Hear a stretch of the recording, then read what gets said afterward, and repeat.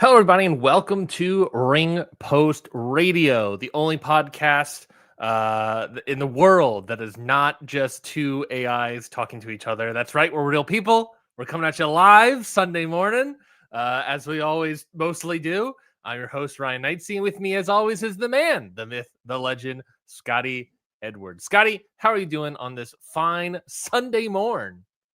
I'm good. I spent a lot of this week, busy and like away from wrestling stuff. Sure. And this was a very busy wrestling week in terms of news and stuff. And I realized to myself how little I care about tribalism now, how little I care about like all these little different things that like if you're super involved and look at Twitter and social media and watch stuff, you kind of like just lose yourself in it. Mm-hmm. So like I just sat there last night. I was like, and I'm reading through what we're doing, and I did read my feed for the first time like all week, and I was like, wow, kind of silly to have focused on any of this for any amount of time that I have in my life. And that doesn't mean I'm not going to come here and not complain though. So don't worry. Of course, we got a show to do, buddy. We gotta. I still complain about the big things. It's the little things that I'm like, why did I ever care? But the big things, we're here for that. Don't you worry. I think that's a great point in terms of the tribalism of that social media creates, right? Because being on the old blue skies that I am, there's not. I guess there is to a certain degree tribalism, but it's more like AEW good, WWE bad. It's the sort of tribalism that I enjoy.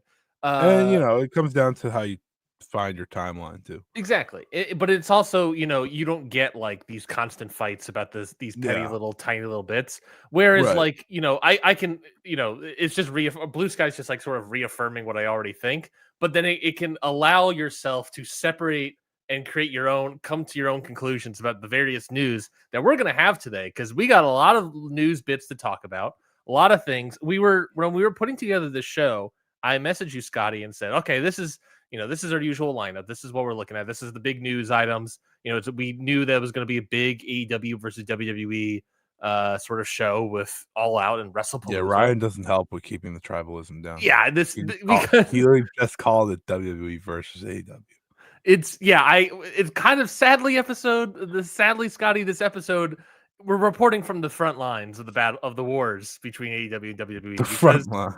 Because this episode is practically just the two companies against each other, or rather, it's a world war, right? Because we're gonna dive into Mexico too, so it is a world war that we're reporting on here, and that's kind of what today's episode is.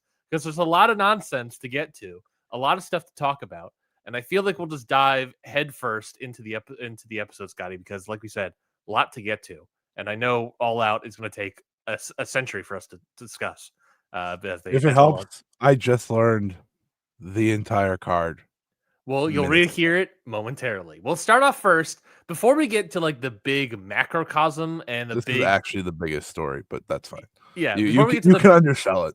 Yeah, before we get to well, I'm not underselling. I'm saying before we get to like the big scope of like companies and countries and geopolitical stuff, let's start granular. Let's start with one guy because weirdly, I would say, Scotty, it's so funny to me that this news broke yesterday or 2 days ago about this one wrestler who weirdly is the summation of what this episode is for me. Yeah, baby. Andrade has officially left WWE, and according to various reports, not on good terms. Supposedly, his contract was released by WWE. He's leaving the company. Apparently, he has had creative differences since his return at the Royal Rumble, I believe it was in 2024. He's had creative differences, shocker, since then. He has also gone weeks without any sort of communication, and he's gone from WWE, and that's that. As we can all recall, he left WWE several years ago, went to AEW, had a decent enough run, I would say. Good series of matches. Really cooking that last year. His C2 was awesome. He had a great C2. I believe, if I'm not mistaken, went out on good terms, but ultimately returned to WWE, and that obviously did not pan out. Yeah, he did business. He went back to CMLL if we recall. Yeah, that was awesome. Uh, Oh, then yeah, yeah, forgot. went on good terms, and then left for WWE. And I would argue Scotty probably also left for AAA in a way. It wasn't Yeah, official he didn't yet, like but I imagine AAA. rumblings were told and talked about in the locker room. I mean, Penta was leaving, Phoenix was leaving. You know, not to lump all the Mexican talent together, but you know, a lot of them left, and now they're working WWE and the AAA merger and all this sort of stuff. You know, good friends of Yeah. Conan, I guess. I mean, he famously had the face when they announced the AAA signing or Mhm. a purchase. Remember, he was just like pissed off. It was awesome.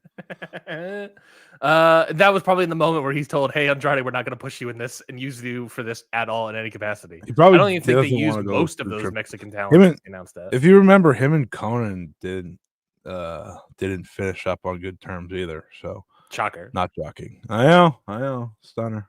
So it's the question of what happens with Andrade now. Is it? Easy, easy, Go ahead. easy. Dual contract, CMLL, AEW. Don't even hesitate. Don't even act like he left. If I'm Just pick AEW, up, basically pick up where you left off. yeah, just act like he took a year off, which he pretty much, year and a half, and just put him right back on the Collision, cooking. I saw a No thing. hesitation. I saw a thing where MJF tweeted at Andrade, say, "Hey, help me beat up Mystico or something. Something. Grab a Marg before I beat up Mystico or something." I mean, Uh, to me, Andrade being free is exciting because he's not going back again. Like it's just not, it's just not happening, right? One would have to assume. Obviously things went as downhill as possible for him when he went back, right?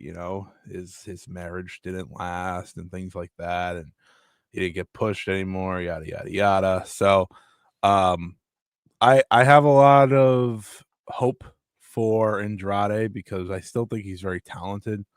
Um, that's an important part of this. It's not like I think he's washed by any means. I think he's No. actually incredibly talented, and I think he's kind of shown that time and time again. Anytime he's also only 35. Yeah. That's insane. Like this guy has done so much in his career, but also still has so much he can do.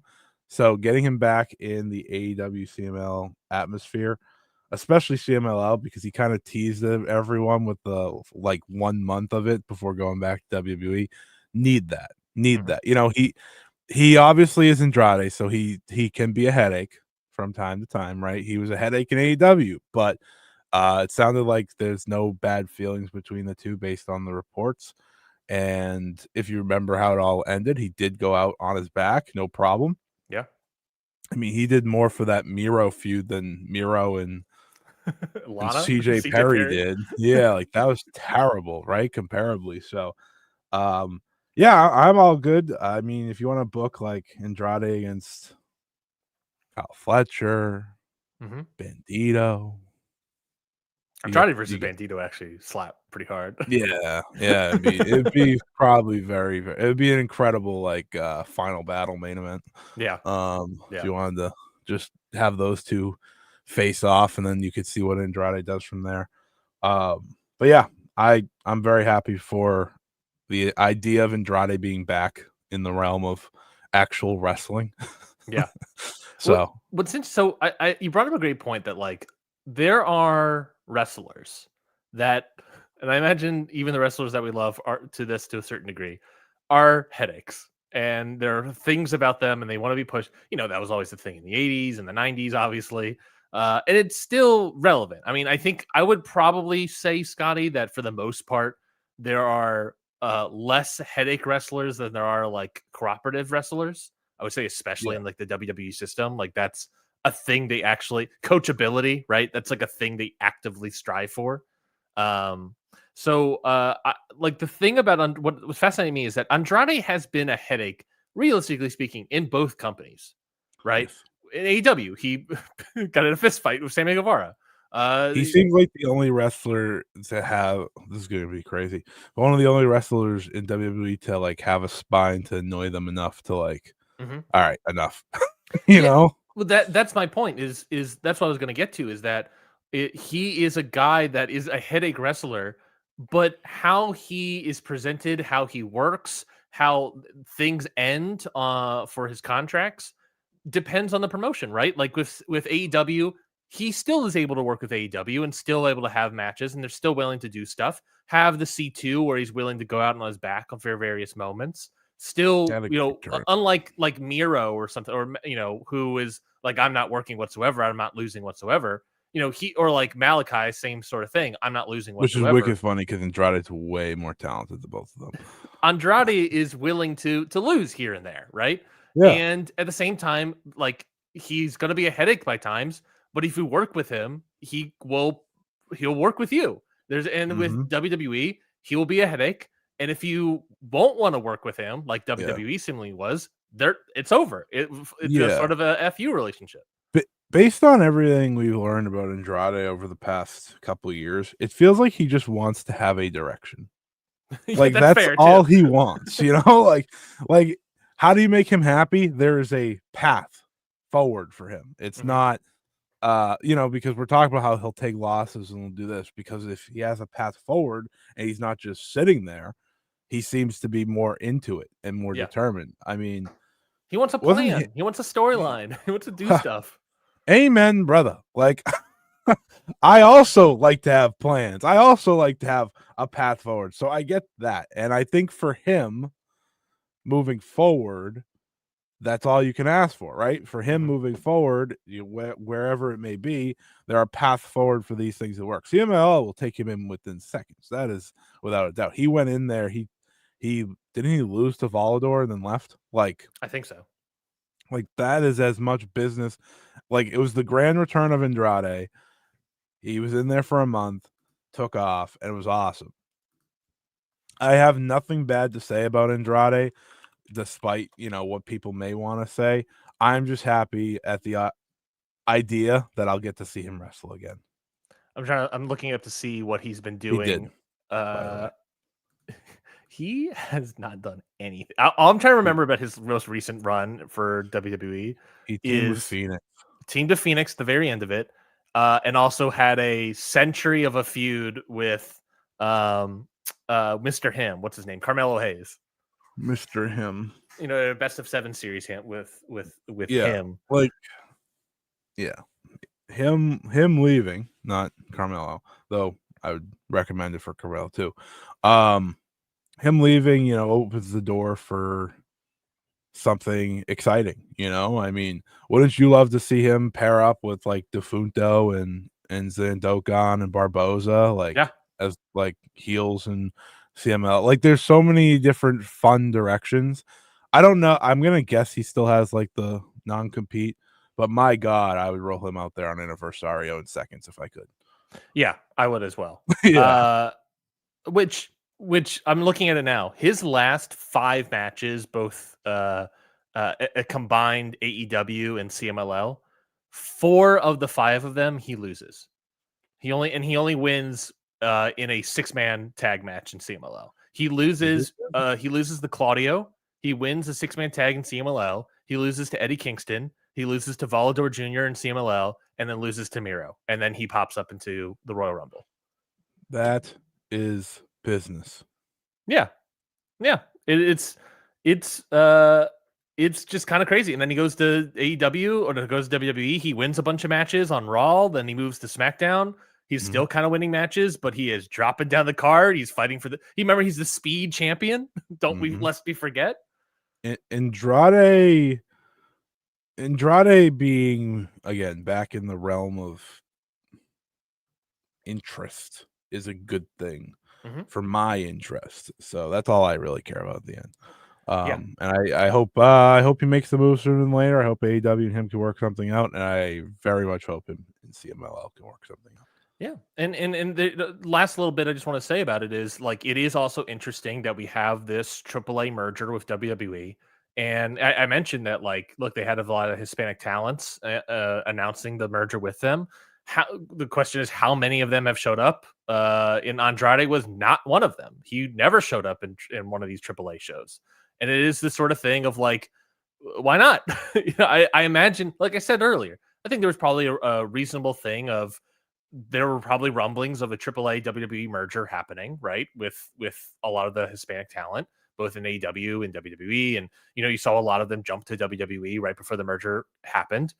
And I imagine Andrade was in part moved over because of that. And then he wasn't used whatsoever. And I imagine that was kind of some of his creative frustration. And just like, I'm not being used. I'm a perfect guy that can be used for these things, and I'm just not going to be used. I'm not going to be pushed in a good regard.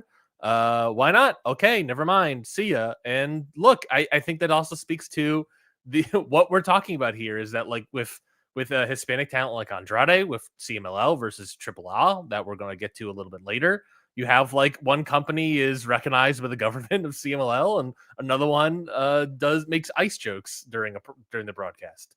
Like, it's, these are two different companies, and I think that brings to it of like, this one guy's a headache, but these two companies operate in completely different hemispheres almost, Scotty. And that is kind of the theme of this show and this episode. So let's get to it. And I think the best way to start from where I just said, Scotty, is sadly, WWE has officially announced that in 2027, WrestleMania will be taking place, the Showcase of the Immortals, if you will, Scotty, will be taking place at Riyadh, Saudi Arabia, as part of Riyadh season. It was announced last Friday. Triple H says, quote, "This is an opportunity to show the world that WWE is a global brand." I'm pretty sure you've already shown the world that multiple times at this point. That reaches every Have I corner ever of the said world. I hate him? Who? Continue. Paul Levesque? Yes. Why would you? Why would you hate Paul? Uncle Paul. Ugh. I was actually thinking about giving him a flower basket, just like a square circle. A global brand that reaches every corner of the world and excites fans from everywhere. WrestleMania is all. This is, I think, the chairman of Saudi Arabia's General Entertainment Authority, Turki Al-Sheikh. I'm probably butchering that. WrestleMania is already the biggest day on the wrestling calendar, and with this announcement marks a significant moment in our partnership with WWE. We deeply respect the legacy of WrestleMania and its global prestige and holds among wrestling fans around the world. So various things about this. Obviously, they've been running Saudi Arabia for several years now, since 2008. Saudi Arabia gives WWE a butt ton of money. Royal Rumble was already heading to Saudi Arabia in 2026, and now they've gotten WrestleMania. And we've already heard the rumors and rumblings, Scotty, of what that WrestleMania can look like. With number one, the possibility of The Rock wrestling. There's rumors that they're trying to get The Rock to wrestle at that WrestleMania in 2027. They're trying to figure out his schedule. Obviously, it would make the site fees and everything more expensive. They want Yokozuna for the first show. This is not shocking. Yes, there's also rumblings of like Stone Cold Steve Austin and Undertaker, and like all of these past legends in 2027, possibly wrestling at WrestleMania, where you can see Stone Cold Steve Austin breaking two Prime bottles together and then drinking that in Saudi Arabia. It's sort of a fascinating thing about like what this business has for WWE is. It's the Saudi Arabia sports washing of it all. You also in the same week have the president of TKO, I believe, say like, oh, Vince McMahon was pricing families. He wasn't maximizing profits, basically. By the way, crazy. First comment in maybe years that made Vince look good. Yeah. Like I read that and I was like, you're kidding. Yeah. I mean, how did we make him the good guy here? Yeah. But he wasn't maximizing profits and milking as much money out of his audience as possible. And now we're going to WWE into Saudi Arabia, April, I presume, of 2027. Scotty, what was your reaction to this news? Wow, I'm so shocked. Who could have saw that coming? Like, I don't know. Like, it was inevitable. They put the Rumble there. Eventually, they were going to pay enough to make the WrestleMania go there. Like, that's how it always felt. I felt like there were teases and rumblings of WrestleMania for years. Like, we're at a point now where it would be less shocking for WrestleMania not to happen there every year. Honestly, like moving forward, like that would not surprise me at all. I even saw this report that like WWE is trying to load up, or the idea of making WrestlePalooza very big now because of the idea of WrestleMania not being in the States nor being somewhere where people are going to travel. Yeah. So I think that is kind of just a sign of many things to come here. Like it's It's what WWE is now. They are here to make money and only make money and then make more money and then make some more money. They do not care about their fans. We've been over this many times. They do not care about their fans. They do not care about their wrestlers. They do not care about anything. They care about money. And when I say they, I mean TKO specifically, of course. And you just have to watch everyone kind of accept it and live with it and move forward with it. It is what it is. It's also a continuation of what WWE wants to do, and that is kill every other wrestling company around them. There's no more big indie week in the lead up. Companies are not going to go to Saudi Arabia and run shows. I would say presumably. I mean, presumably. I mean, one or like maybe a few try, but there is like this thing about how WWE now has like a slight partnership to a degree with GCW. That's like, are they going to try to get GCW into Saudi Arabia? To me, at the end of the day, I think all WWE cares about is themselves. Yeah. And to them, this is a win. In every which way, they're going to get paid hand over fist, or whatever the saying is, of money that they just don't know what to do with it, but they all have it, and that's all that matters. None of it's shocking. I don't really have any fresh takes regarding it. It's just WWE being WWE in the year 2025. Nothing is a shock anymore. I want to ask Brock you that Lesnar's wrestling in 2 weeks. Like this Saturday. Next week. Yeah, this Saturday. I want to ask you this, and that is the obvious thing that you just mentioned of WrestleMania weekend. That WrestleMania for the past decade plus, I want to say, has evolved from not just WrestleMania, but it has evolved into a weekend of sorts. It's a celebratory weekend of wrestling with indie shows galore, multiple shows, like dozens upon dozens of shows every single day, basically starting on like a Tuesday or Wednesday leading up to WrestleMania. You had Ring of Honor and TNA and Stardom and Tokyo Joshi Pro and GCW with a bunch of shows and Defy and the list goes on. You don't have to keep naming them. Yeah, well, that we both timed it well. I'm done with this. So you have this thing, and Circle Six. Sorry, Circle Six. Their shows. Question mark. There is the obvious thing of more than likely there will be 0 WrestleMania weekend indie shows in 2027. That is probably a reality. And, if this episode, Scotty, is themed as a sort of the wrestling wars between AEW and WWE, that leaves open a window for AEW to try to pounce on. Now, I think you made a great point of they might be trying to make WrestleMania the global big time show where we're going to have it in Saudi Arabia one year, and then we're going to have it in London, and we're going to have it in Australia, and we're going to have it somewhere else. And we're going to have a big show in America, maybe WrestlePalooza in America, to counteract that. And try to move these WrestleMania weekends to something else, WrestlePalooza weekend or what have you. I guess the question is, how do we sort of see this? It's with not as much information as we need, but let's try to open our third eye and look into the future, Scotty.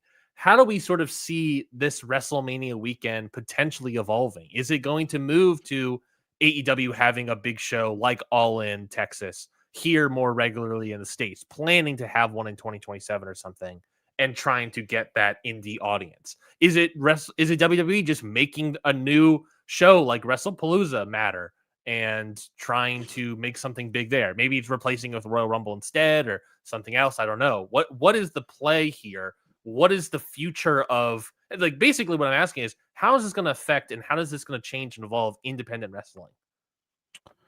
It's going to change it a lot. It's not going to be, that's a big week of making money for wrestlers and for these companies. And it's now, for now, in our minds, kind of gone, right? At least for that year. Yeah. So it is an opportunity for, I think, AEW to pounce on the idea of getting a big US show on a yearly basis to, make the others happy around them, and try to help the wrestling community as a whole. I think it depends how big Wrestlepalooza gets. If it's a different time of the year, maybe it's easy to run through the idea of making that the new WrestleMania. But I've thought about this idea, and WWE has had a fine time, uh, bothering AEW and attacking AEW. So why doesn't AEW do it back? Whenever this show's announced, you put Forbidden Door on that day, that weekend, in a big spot, big city. And if indie promotions want to still run during that city, because that's the talk of the wrestling world, is wrestling because it's WrestleMania. And just they're not going to be able to count a program if you put that show at nighttime, because this is a show in Saudi Arabia. You can't move it. You got to deal with it. And Forbidden Door has been in a terrible spot on the calendar year after year after year after year. April is not a bad spot for that. Just an idea. You kind of, you make that a really big show. You make it about wrestling coming together, because that's what Forbidden Door is supposed to be about. And you take advantage of WWE being the worst, so that you can help everyone else. You can build this big show properly that you want to be a big show. I think it's a possibility. I think it's a possibility that they should consider. I think it's a good way to get payback on them, because the moment they announce that date is the moment you can set a date yourself. Sure. And plan ahead. Obviously it's very far down the line. Like 2027 is very far away. Let's just think about that as well. Like, it is not even a conversation point. But by the time we get there, something tells me WWE is gonna probably book against AEW a few more times along the way. So I don't know why we would back away from that. And I think that's just an idea they should consider, along with, of course, their own big show and stuff like that. But if they really want to take advantage, really kind of stick it to WWE and help other wrestling companies that are going to be kind of down that year, this is the path to do it. I'm kind of fascinated that we could be looking at sort of a transition of who is like the American powerhouse that the indie companies revolve around to a certain degree, right? Like with WrestleMania weekend. We already kind of saw that with All In Texas, right? WWE doesn't want to be an American promotion. Yeah, they want to be a global brand. So who's that then American powerhouse? Is it still WWE? Is it AEW? Is it TNA? No. But we saw that already with like All In Texas, right? Is that AEW made a decision to move Ring of Honor to the day before All In Texas. We saw them work with Action Wrestling to do another Dean show, I believe, if I recall. I'm already forgetting. But also they had Tokyo Joshi Pro had some shows that weekend. Like there's already like the beginnings of something. And obviously, next year we already know that All In is back in Wembley, and they're not going to be able to do that again. They're probably going to remove like Ring of Honor, probably, still, but they're not going to do like this big sort of thing again, right? And so replacing it with a different show to make it that WrestleMania weekend, quote unquote, is not a necessarily bad idea. I mean, obviously you can go full hog and just make All In Texas, All In California, All In whatever, starting in 2027. But, WWE is already going to have a leg up on you. Starting in 2026 with a different show, a different program is not a bad idea. You can even do All Out if you wanted to do it. Right, All Out. The reason I do Forbidden Door is then you can get a bunch of companies around. You can have them run other shows as well, and you can maybe even really help blow that up. Talent. Let's say it's a Forbidden Door. The theme of the show is companies working together. Why don't you pull? Maybe Scotty. How about this? Here's the idea of Forbidden Door. Maybe you have a pre-show gauntlet match, or not even have to do a pre-show gauntlet match, or a casino battle royale, or just like a pre-show multi-man tag of some of the best that were on indie matches throughout the week. Yeah, you could do that. Just pull a couple guys in and just be like, because this show is built on the promise of these two companies, AEW and New Japan, working together. We're opening the door. Let's open the door to the wrestling world and allow everyone in as much as we Right. can that are willing to work with us. Which should be the idea of that branding of show moving forward. Anyways, it And shouldn't just be that is a about this. great point. Go ahead. You know, like we've talked about the Forbidden Door basis and what it's become, right? This year was the most AEW only Forbidden Door we've seen. And there's no reason for this to just be AEW New Japan anymore. Mhm, Obviously, CMLL and Stardom are in it, but mhm, not to the full effects that maybe they could be. If again, you're running at this time, these Japanese companies want to run an American show in line with, WrestleMania every year. Well, instead of that, you can run it in line with this, right? You can have a Stardom show, you could have a New Japan show if you wanted. You don't yeah. have to. Plus, the You know, date on the calendar, like you already right. mentioned, with Stardom and New Japan specifically, you have the G1 and the 5-star that's right before it or kind of Yeah. during it. Avoiding tournament season is ideal. I know for Stardom, like lining up wise, schedule wise, April is obviously their big show. But if you can put an emphasis on all these companies coming together, that's not a big deal. You're not going to rebook because they have their big show. But they've had their American shows the past couple of years right before it. So it's Mhm. not really that big of a deal. And I think that's just something too creative. Forbidden Door is no longer AEW New Japan Presents. It is just Forbidden Door. You welcome in wrestlers from all the companies you work with, and maybe, like you said, an indie showcase type match on the pre-show or something Yeah. to again just bolster the idea of we are what we want wrestling to be worldwide. While they want to be the global brand, we are actually bringing the globe to you via this show. Oh my god. Chills. Chills, baby. Like that's a great point. And that is You're welcome again for the great idea, Tony Khan. he listens to the show. There's been too many Yeah, things of course. recently where we sit on the show that then pops up in AEW. So obviously he's a listener. Um, the this idea of again, the theme of the show is like, what are these two companies doing? What is their methodology?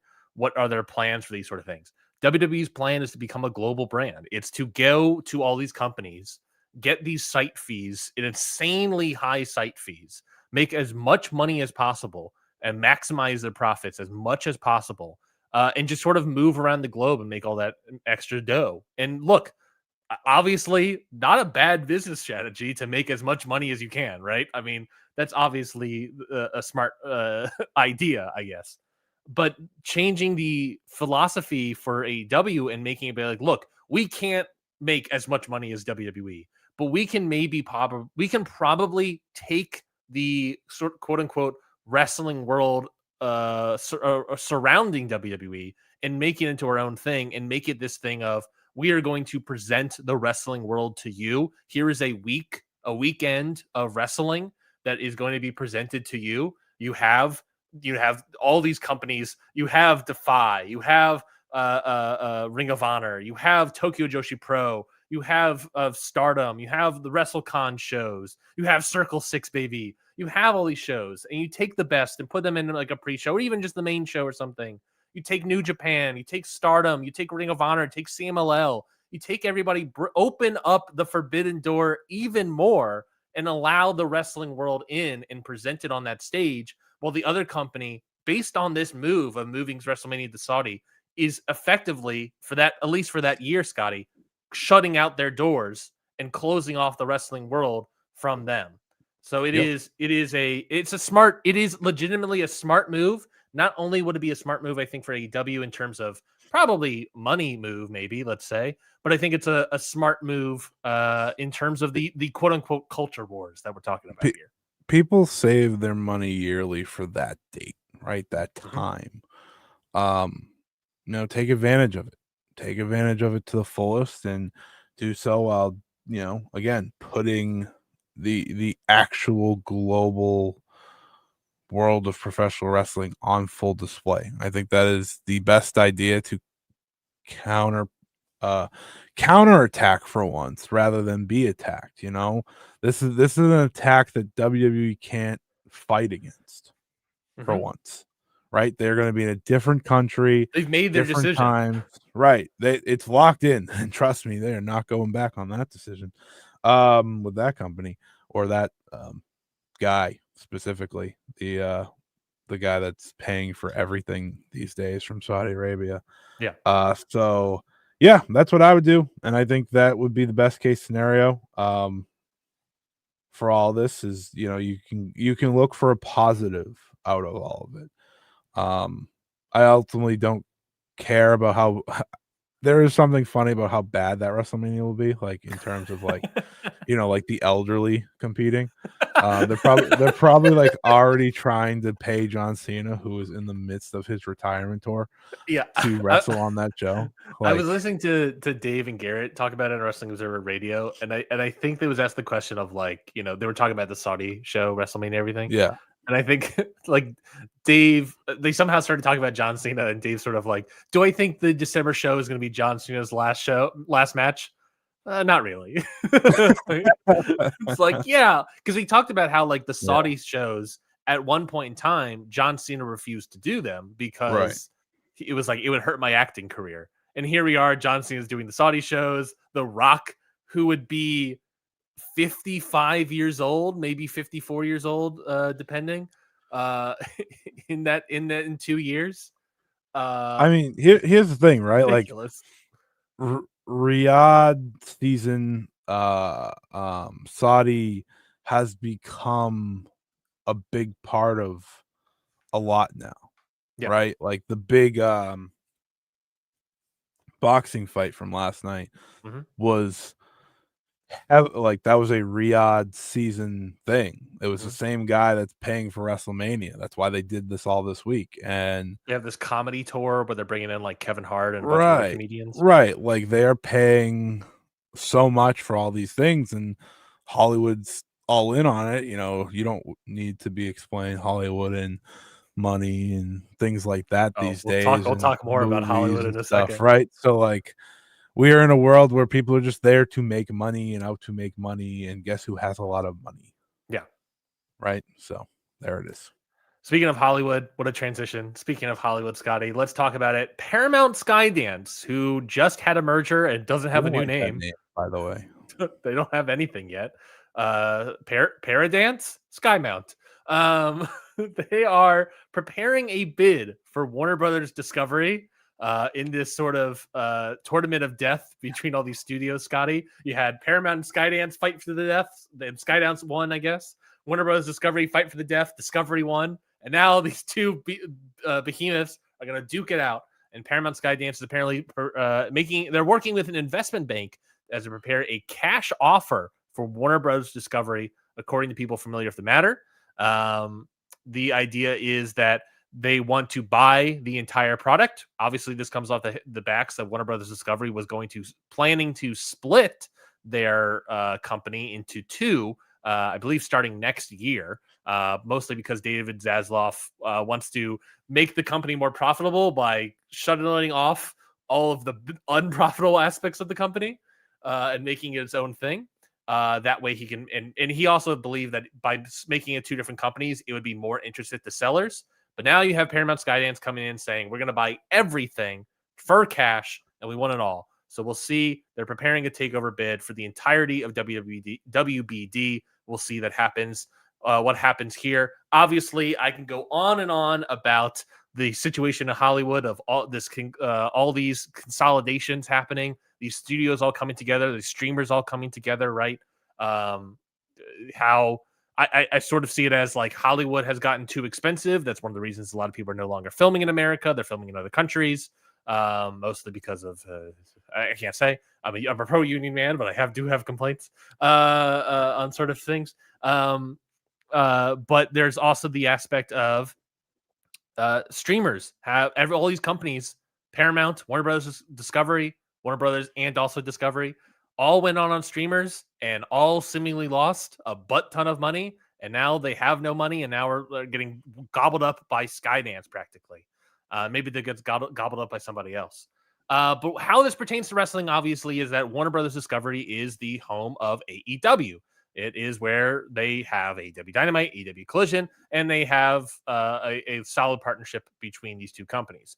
With the announcement of Paramount Skydance possibly buying Warner Brothers Discovery, obviously AEW fans, and to a probably certain degree WWE fans, but mostly AEW fans, became severely anxious about this new sort of news and saying, oh crap, a merger is about to happen. The WCW 2001 Time Warner AOL merger, buckets start flashing in everyone's head. Flags start waving in everybody's head and saying, oh, AOL. what's that? Sorry, you said AOL, and that's all I heard. Yes, that's fine. The year But 2025. the flags are waving. We're going to get another one of those where they're going to come in, say that wrestling is bad and isn't profitable or whatever. We Always don't want possible. we don't want it on our broadcast anymore, and AEW is going to be canceled off of television and have to find a new home. I sort of disagree with that, Scotty, but I want to hear what your thoughts first are about this news about Warner Brothers Discovery possibly getting bought again by another company. It's shocking how little Disney buys things now. I was thinking about that when like this was announced. I was just like, everyone thought like Disney and Amazon were going to buy everything. It's like all these other companies feel like they're coming together so they can eventually just be bought in one big swoop. But anyways, obviously it sucks. Like I don't like seeing all the. It has nothing to do with wrestling or anything. I just don't like seeing so many opportunities and jobs pretty much be destroyed through this type of thing. And ultimately you're watching movies, you're watching TV shows, and all these different things become lesser and less important. And there's a conversation to be had about the lack of creativity in Hollywood to begin with these days, and everything's a reboot or a remake and such and such. Well, I'll do a tiny pushback. I don't think there's a lack of creativity. I think there's a lack of risk taking by the studios. Yeah, for sure. That it goes hand in hand. I think there is a lack of creativity by the studio, not by actual creators and people creating ideas, I should say. They rather go with the remake or the reboot or something of the sorts of a brand that's already proven rather than establish a new brand. They're losing a butt ton of money, so we need guaranteed money Right, in the box office. They need to print out these things. It's not to get into the Hollywood thing, but it's like one of those funny, interesting things. Like the reason they do it, right? Like the reason that a lot of these, because they need to make money. When like Disney does like the live action stuff, it's usually like to renew a license. Like that's copyright it's like right. It's like the difference between a company that's super successful and a company that needs money, right? It's like one of those unique things, and people ultimately hate both of the avenues either way. Except live action Moana coming next year. Go check it out. There's one live person action did a really good job with flowers on that show. Absolutely. Live action Lilo and Stitch did so well that after all the other ones did so bad, it's like, oh, we can do this again. It renewed the idea that Disney, this is a good idea. It's like, I mean, whatever. That's a different conversation for neither here nor there. Different world, quite frankly. When it comes to AEW, we'll get back to this, and then the idea of Skydance, Paramount, HBO Max. You get the point. So we need to figure out a new name. Number one. I think there's always like a reason to have a necessary worry level, right? Because like if you have none, you're way too confident because you just never know. But what you said to me is really all that matters. The other day, they make money. Yes, the difference between AEW and WCW is AEW makes money. Right. WCW was not making money. So that's why they got canned. There was an excuse to can them, right? For years and years and years and years. Yes, they wanted to be canned by people, but they kept making money. So it's like, no, we're not canning them. And then when you start not making money, there's an opportunity to get rid of them. We don't know what happens, but they have a contract. Contracts do matter despite certain things. Yes, you could say, oh, well, we signed off. This company signed off on. We didn't. They'll be fine. you know, maybe somewhere down the line when it's time to renew, it becomes a different conversation. But for now, they'll be fine. They're making a ton of money. They're putting on, they're bringing in viewership. They're bringing in money for themselves, for HBO. They're not HBO, Warner Media. They're doing everything right still. So as long as they keep doing that, there's truly no actual reason to worry. For me, like when I read, like, well, you sent me the article, right? I read it, and AEW was not the first thing I thought about. I was just like, "You got to be kidding me!" Another The thing first like this. Like like you just sent it to me, and like I don't know why. Like it was like getting like a text from someone that I don't talk wrestling about. Of just like, "Oh, brother, here we go again." And then I was like, "All right, AEW." I have a That good matters. friend. I have a good friend that we worked together on a bunch of CW shows for Yeah. Warner Brothers, obviously. And during that time, the Warner Brothers Discovery merger happened. Yeah. And then everything went down. The strikes and all this stuff. He went on to work for Tulsa King on Paramount. Yep. While he's there, the Paramount Skydance merger happens. And he is about to start work on season 4. I don't know if that's been announced of Tulsa King. I don't know if that's been announced. I don't care. I haven't signed any NDA. I just know I'm things. sure it's been announced. Season 4 of So Tulsa if they're King. working on a season 4, that has to be already announced. Yeah. Yeah, they're taking like a month off and filming, going direct. I think season 3 is airing now, and they're taking a month off because they just finished filming season 3. They're taking a month off, and then they're starting season 4 filming. It's one of those gimmicks. For the ones wondering about Tulsa King. Yeah, but the point is that he's about to go into season 4 when they're going to have a Skydance Paramount Warner Brothers Discovery merger. I messaged it to him and said, "Why is it that every show you work on a merger happens? What is it? What is with you specifically that is causing this?" Having him work on shows. That's what I'm learning. Sorry, buddy. Pick a different lane, Yeah, pal. he's killing studios for every show he works on. I'm like, what are you doing, man? Yeah. Less killing of studios would be nice, but Yeah, there's big things here in terms of the consolidation of the studio media landscape in Hollywood right now, and it's not great. I mean, there's an argument, Scotty, of like with the consolidation, everything you can maybe say that there's going to be a point. We're going to reach a point where they can start making riskier choices again. You know what I mean? Like sure. there's less places to go, and they have to make choices. And yes, they're probably not. It's going to be a while before we get there because they're going to have to make money on the returns for all these purchasing and stuff. But yeah, for AEW, the big thing is that AEW makes money. WCW didn't. There was an excuse to cut WCW. There is the only excuse I could really come up with the AEW is just like, we don't want it, right? And that's certainly plausible. Yeah. But I'm going to bring this in here, fold this in here, is that the same day that this all got sort of quote unquote leaked, I guess, Paramount announced that they're going to create a new sports entertainment division led by former president and COO of Skydance Media, Jesse Siskold. What this is, the media company led by CEO David Ellison, says that Paramount Sports Entertainment will produce scripted and unscripted programming for its own platforms, as well as third-party media companies and streaming services, while also developing a sports-focused interactive games and experiences. Basically, the division will work with athletes, creators, leagues, and brands in the pursuit of that programming and entertainment.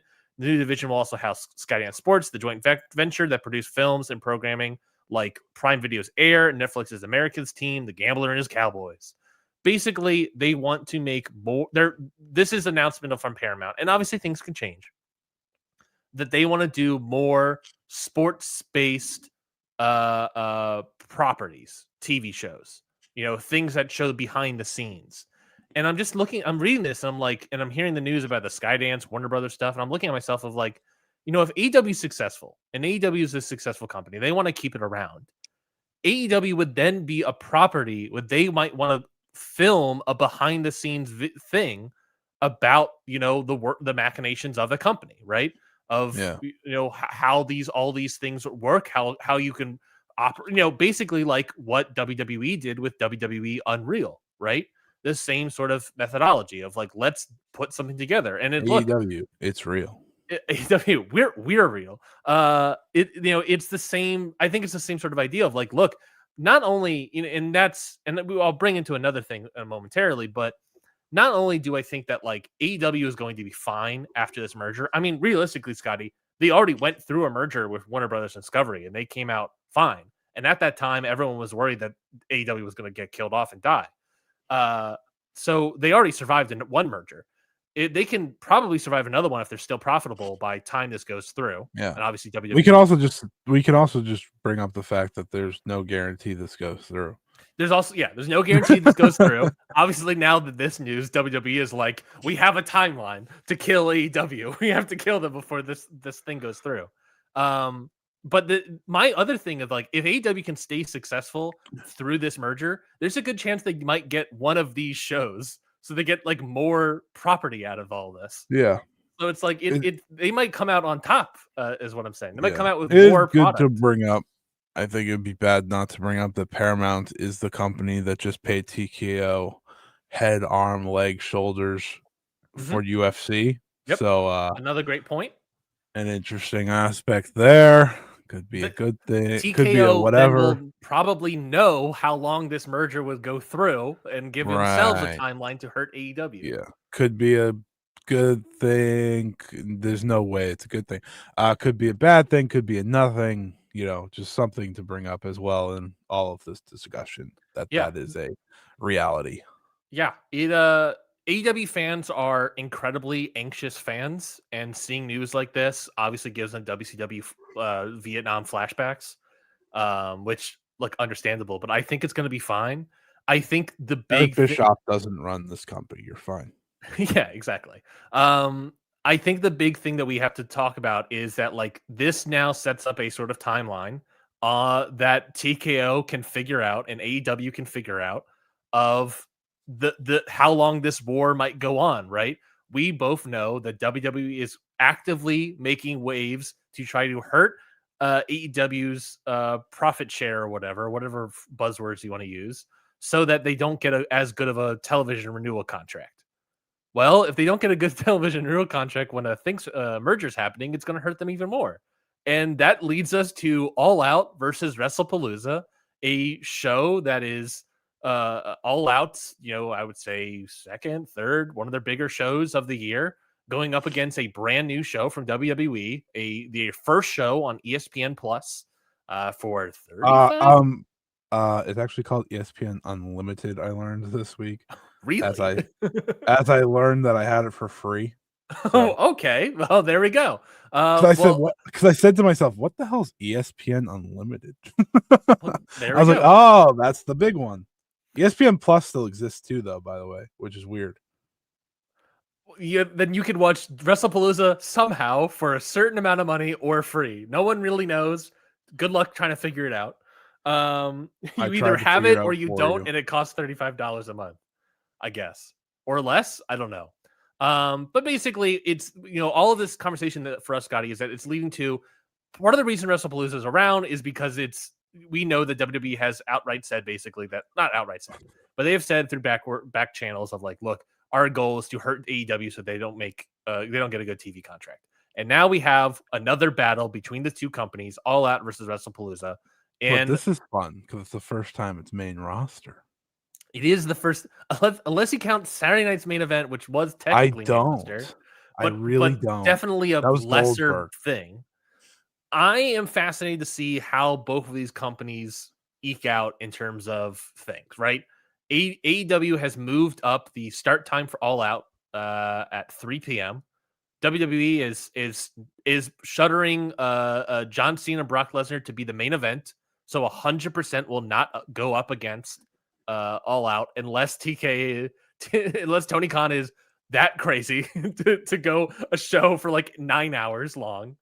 I will not talk to Tony Khan anymore if he does that. Which, who knows? I guess. You're going to need a few more matches if you don't want to do that. So I'm fascinated to see what's going to happen. Do you have any big, grand ideas about the weekend in terms of the head-to-head competition that we're going to be facing before we get into the shows themselves? Yeah, AEW deserves to lose if they put Edge and Christian in the main event. There you go. That's my entire take on literally all of this. If they put those two in the main event, they deserve whatever comes to them. Is that a vibe you're feeling? That is a vibe that I started to read about. Like, no, okay, all right, I'll explain. Because someone said like AEW needs to main event the show with Adam Page and Kyle Fletcher. And I was like, what else would main event the show? Mm-hmm. I was like, what? And then like someone pointed out that it's in Toronto, and I was like, oh God, that would be terrible. I don't think they're gonna do that, but like this card very, very clearly has its main event to me, Mm-hmm. and it is those two facing off for the world title. You're putting your future star against your present day top star. Like that is what AEW should be pushing as their main event when WWE is putting prehistoric creatures in their main event later in the night. Like that is what you should be doing. You know, like shout out John Cena, screw the other guy.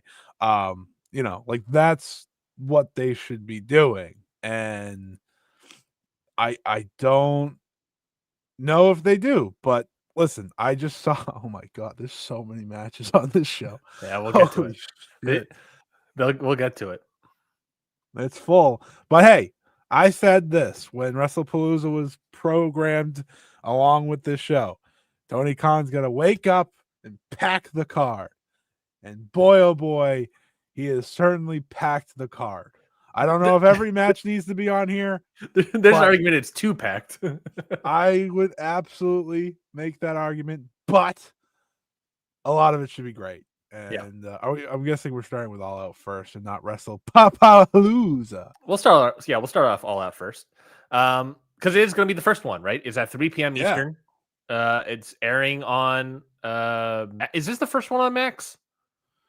Yes, the first pay-per-view on HBO Max. I don't know if you can still get it on Prime and everywhere else. Yeah, you can. Okay, perfect. I assume also payperview.com and David not Buster's.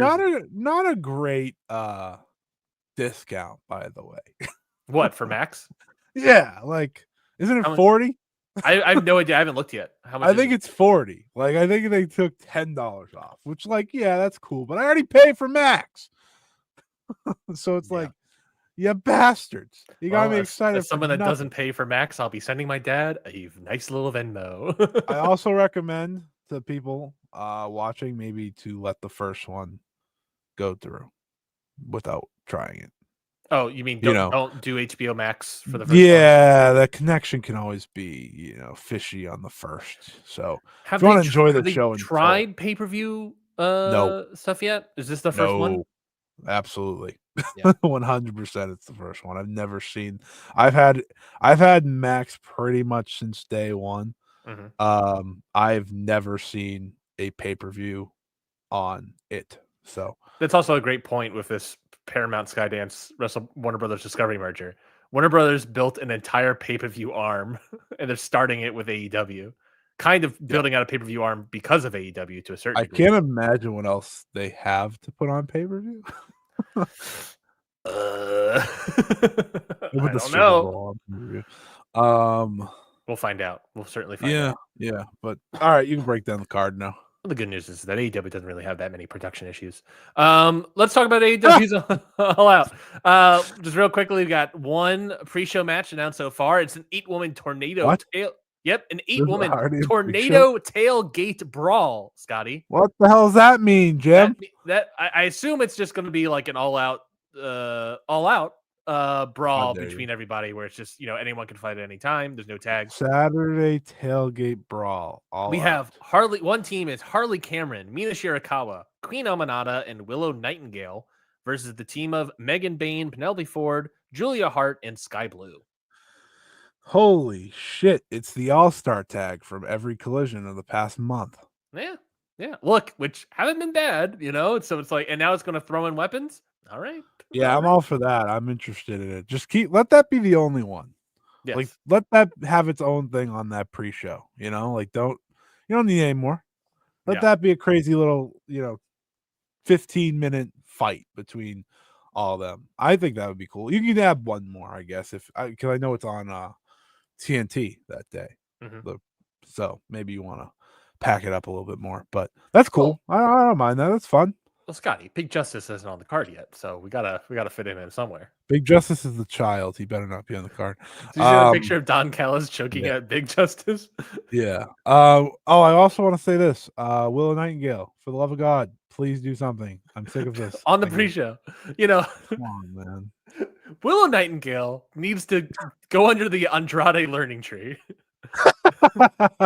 That's what I've learned. What are we doing? Willow, stick up for yourself a little bit. Come on. Willow, go under the Andrade tree because at least you'll have a path. You may be losing, but at least you'll have a path. She wants to, she says on Dynamite, she keeps cutting these promos of, I've been wanting to fight Marina Shafir for so long.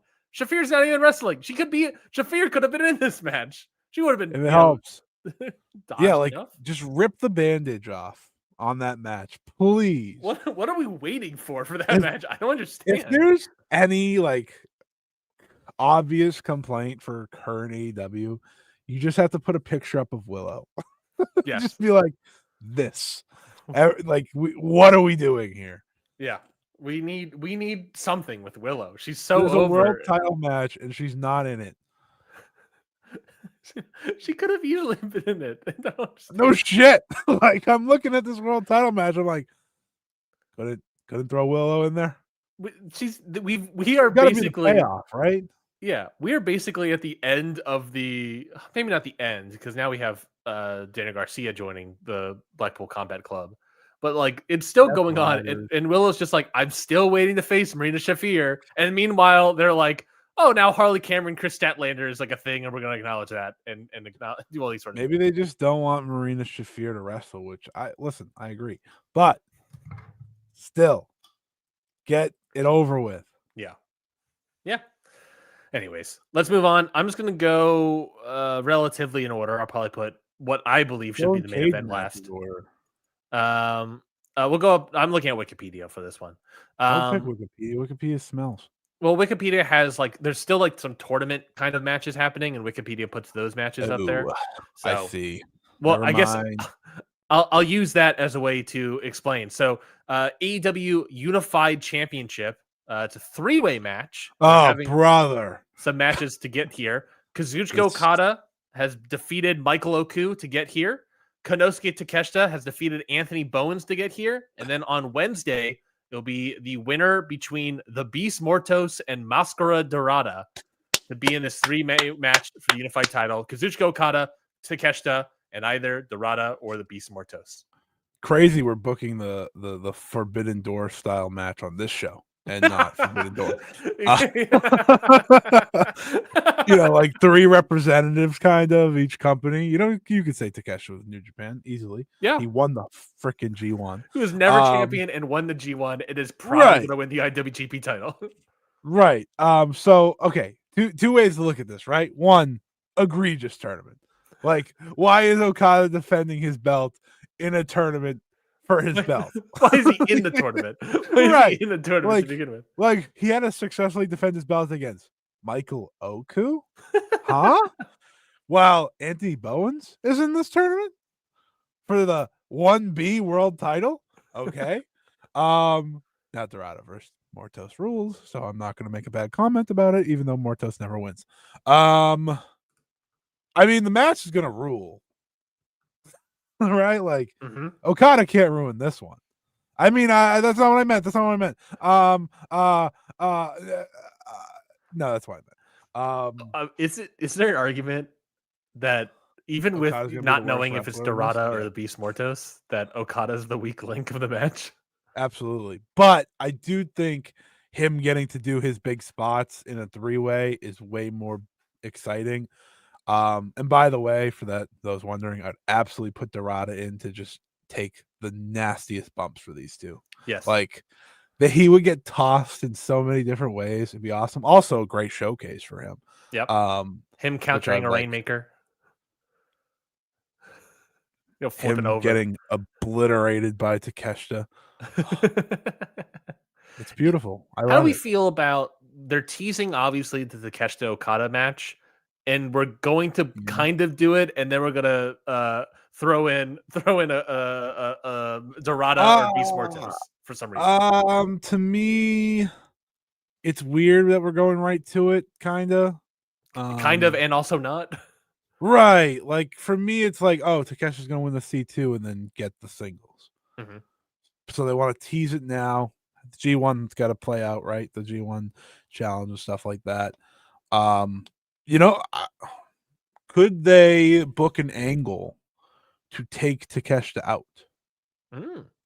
You know, and that could be the official full turn. Kick him out of the group. He takes a little time away. You know, goes and does New Japan maybe a little bit more full time for a little bit. Mhm. DDT DDT maybe?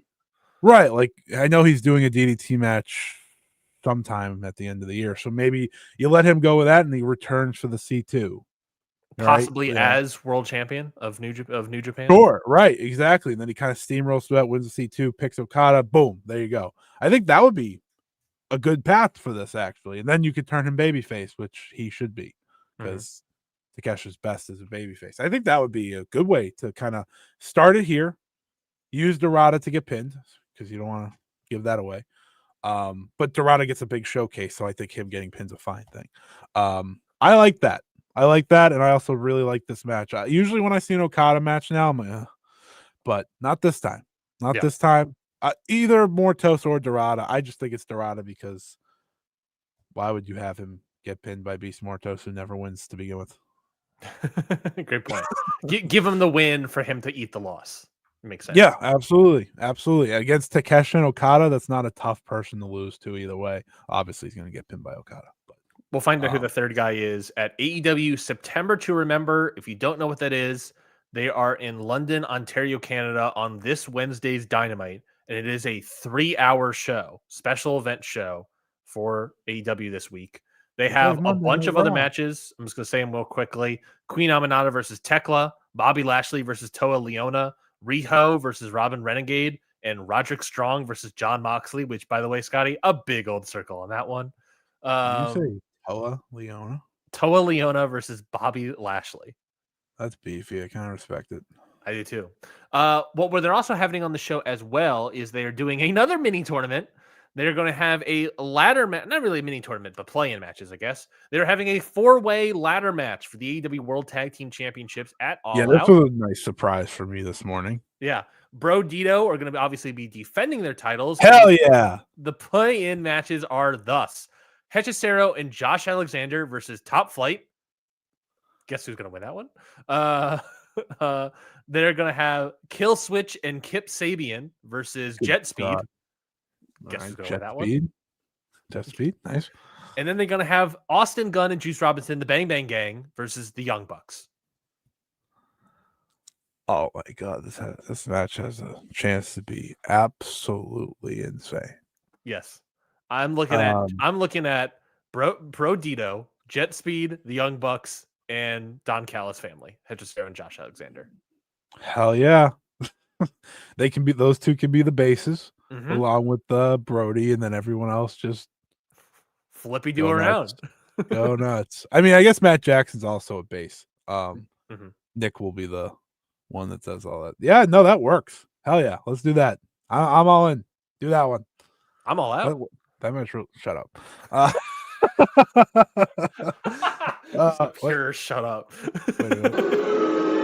Thank you. Tip of the hat. Brodito should still win them. Yeah, I'm walking away from this being like Brodito should still win. It's they're very hot of an act. There's no real reason to take the titles off of them right now. So just don't do it. Just leave the titles on them. Simply just don't do it. Just don't do it. Other things on All Out, we have the return of Eddie Kingston.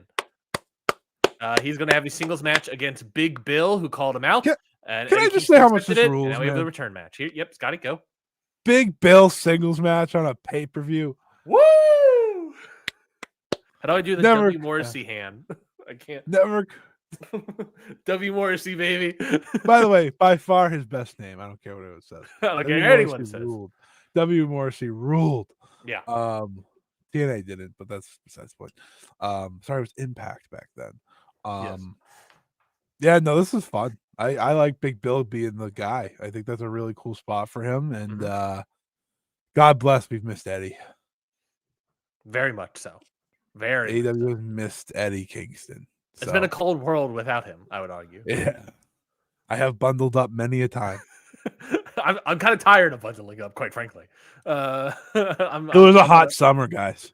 Yeah, it was a hot summer, and I'm bundled up over here. No, I'm very excited. Obviously, this is just going to be Eddie Kingston coming out and beating Big Bill. That's pretty much what this is going to be. I imagine Gabe Kidd will probably come out in some regard as well. You have to think. You have to think Gabe Kidd will pop up at some point. Keep that bald loser away from me. Well, too bad. I can say that. A lot of my friends are bald. Yeah, well, actually, no. Gabe Kidd's also in New Japan right now. I think, is he in New Japan right now? I'm trying to remember cards. No. I don't think he's on the current tour. No, he's not. He has a match against Shingo down the tour, but I don't think he's on the tour. Yeah, he can. Can't wait for him to leave. But yeah, Eddie Kingston return match, probably gonna win. Good chance Gabe Kidd's gonna show up if he's available. So just stay on the lookout for that, folks. We haven't talked about Yuto Ice on this show, and I think that's criminal. Well, we haven't hasn't come up yet. Ice has a Bumbaclat. He hasn't come up yet.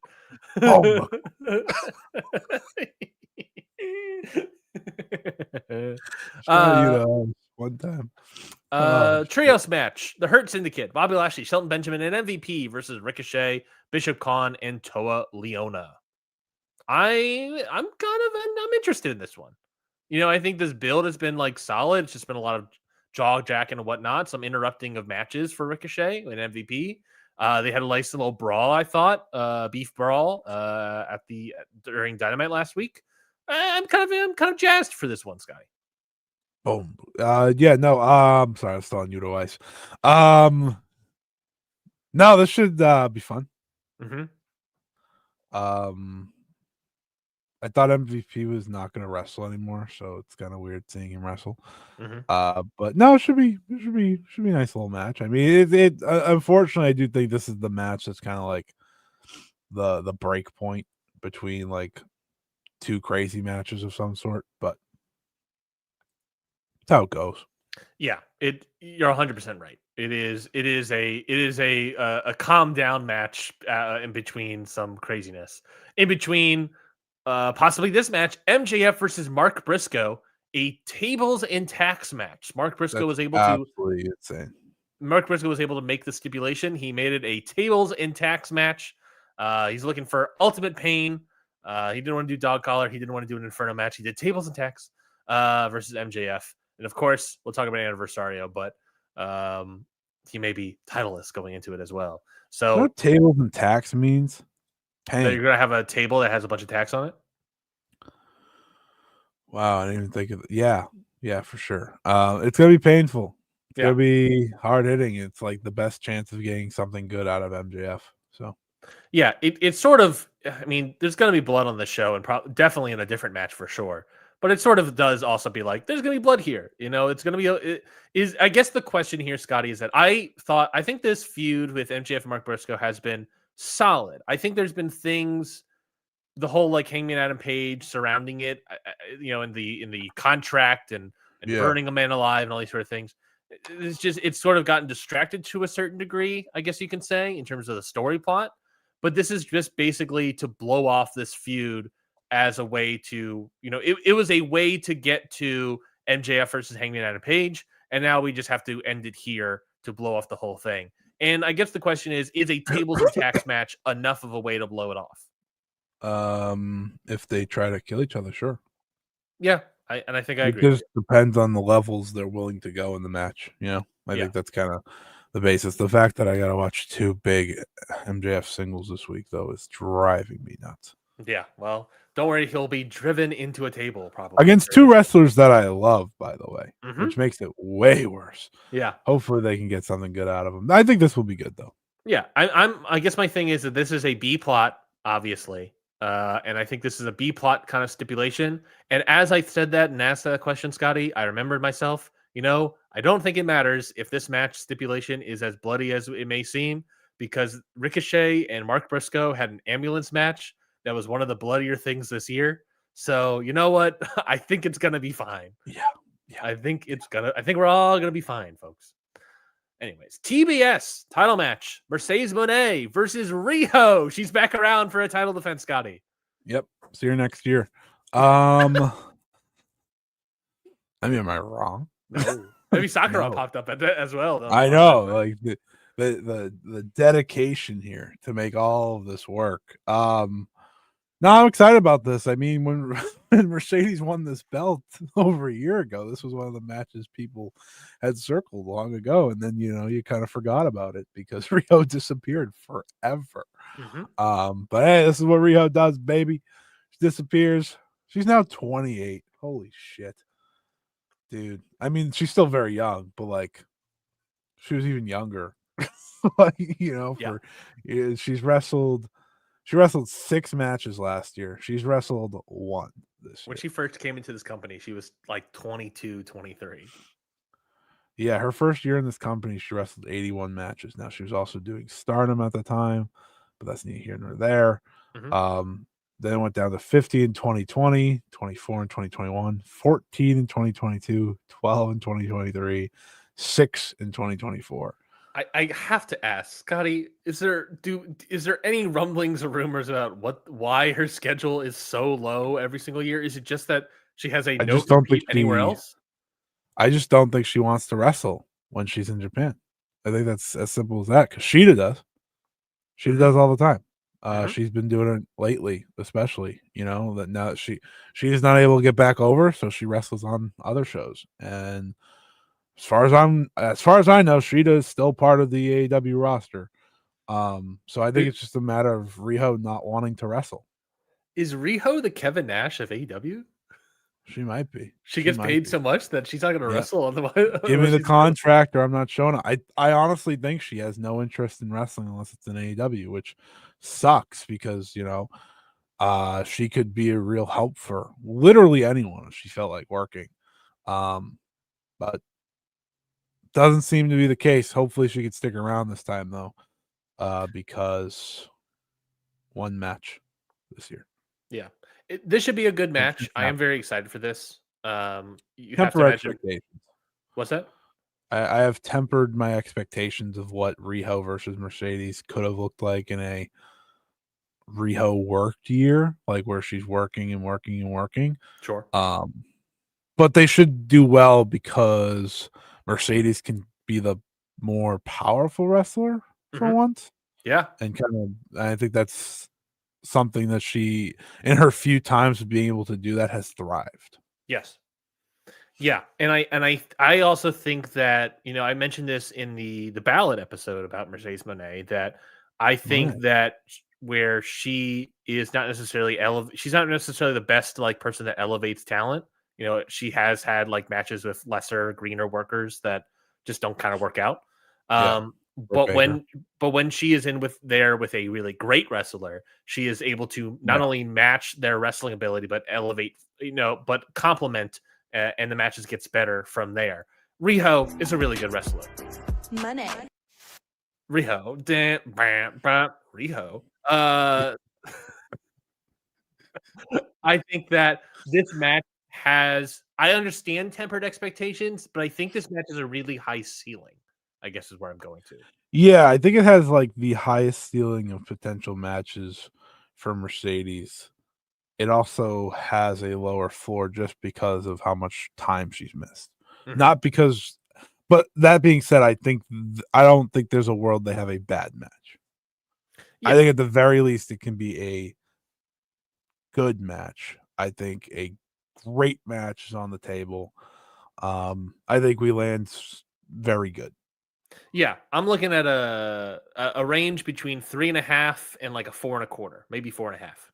Yeah, if it's below 3.5, something went wrong. Yeah, that's very much true.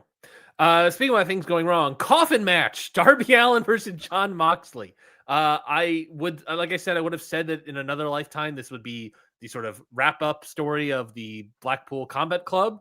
But in the same way, Death Riders. Stop calling the Blackpool Combat. You're right. They're the Death Riders. I've heard that name forever. You're right. But in the same way that like MJF versus Mark Briscoe was like sort of a B story, this is also kind of a B story. It could just be the beginning of a new story with Moxley and Darby Allin, and I guess now Danny Garcia. Um, but but yeah, this is sort of like a kind of a blow off match for John Moxley and Darby Allin after losing the title to obviously Hangman Adam Page. And I'm not going to say no. I think this match is going to rule, Scotty. I don't think there's any reality where this match doesn't rule, unless this match for whatever reason gets too like John Moxley likes mixed martial arts. But I don't think there's any way that this match is going to become that. We're going to get fork shots, and if you thought the fork shot for the Hangman match and the other match with Darby in it was bad, now we got 1-on-1. So I don't know what to tell you.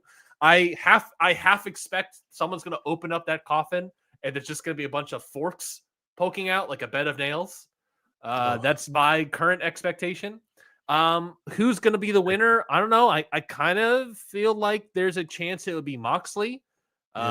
Just in the way that like, look, Danny Garcia and all these people, he's got a whole squad, a whole Why did they ridership. turn him beforehand? Yes. Why did they just do it in the match? This is a good question. Why did we turn Garcia before this match? Why not do it during this match? Or after, obviously. Mm-hmm. Is there any way the Danny Garcia turn, and I haven't seen Collision yet, but is there any way it is a Frankie Kazarian-esque joining Bullet Club fake out where he is joining only to turn on Moxley, since he was also like an original guy that fought against Moxley? I wouldn't rule it out. I would like it. I think it'd be fun. I think it'd be interesting. Give Garcia an actual direction. I don't know. The match is gonna rule though, so that's cool. Yeah, it's gonna be bloody. It's gonna be one of those matches that I saw the graphic for. I was like, oh no. Oh no, these people. Look, every once in a while you're gonna need to look at a match graphic that your reaction is, oh crap, someone's gonna die. And you know what, it's not someone though, it's Darby. Usually Darby. It is 100% the one person that's gonna like do a coffin drop through the coffin and kill himself again. Mm-hmm. Remember that was sick. He did that with Ethan Page. That match, I remember giving that match a 4-star, be like, this match was great. Oh man, this is gonna be awesome. Yeah, can't wait. I can't wait either. And we'll see what happens. And I think that bringing the Garcia thing happening before this is a great point. It looks as if he is like bolstering up the Death Riders before this Darby match, but like, what's the need when no one else in the Death Riders is wrestling this night? Right. So it's sort of the question of like, maybe they're gonna reverse it and do another turn, not reverse it, but do a fake out sort of thing, a swerve, if you will. He's not going to be on this show. Rest in peace. Sadly, he will not be on this show. So we'll see what happens. AEW Women's World Championship, timeless. Toni Storm probably retaining her title, defending her title at the very least against Jamie Hayter, Chris Statlander, and Tekla. So happy she kept the world title, so we could do Fatal 4-Ways. Yeah, right.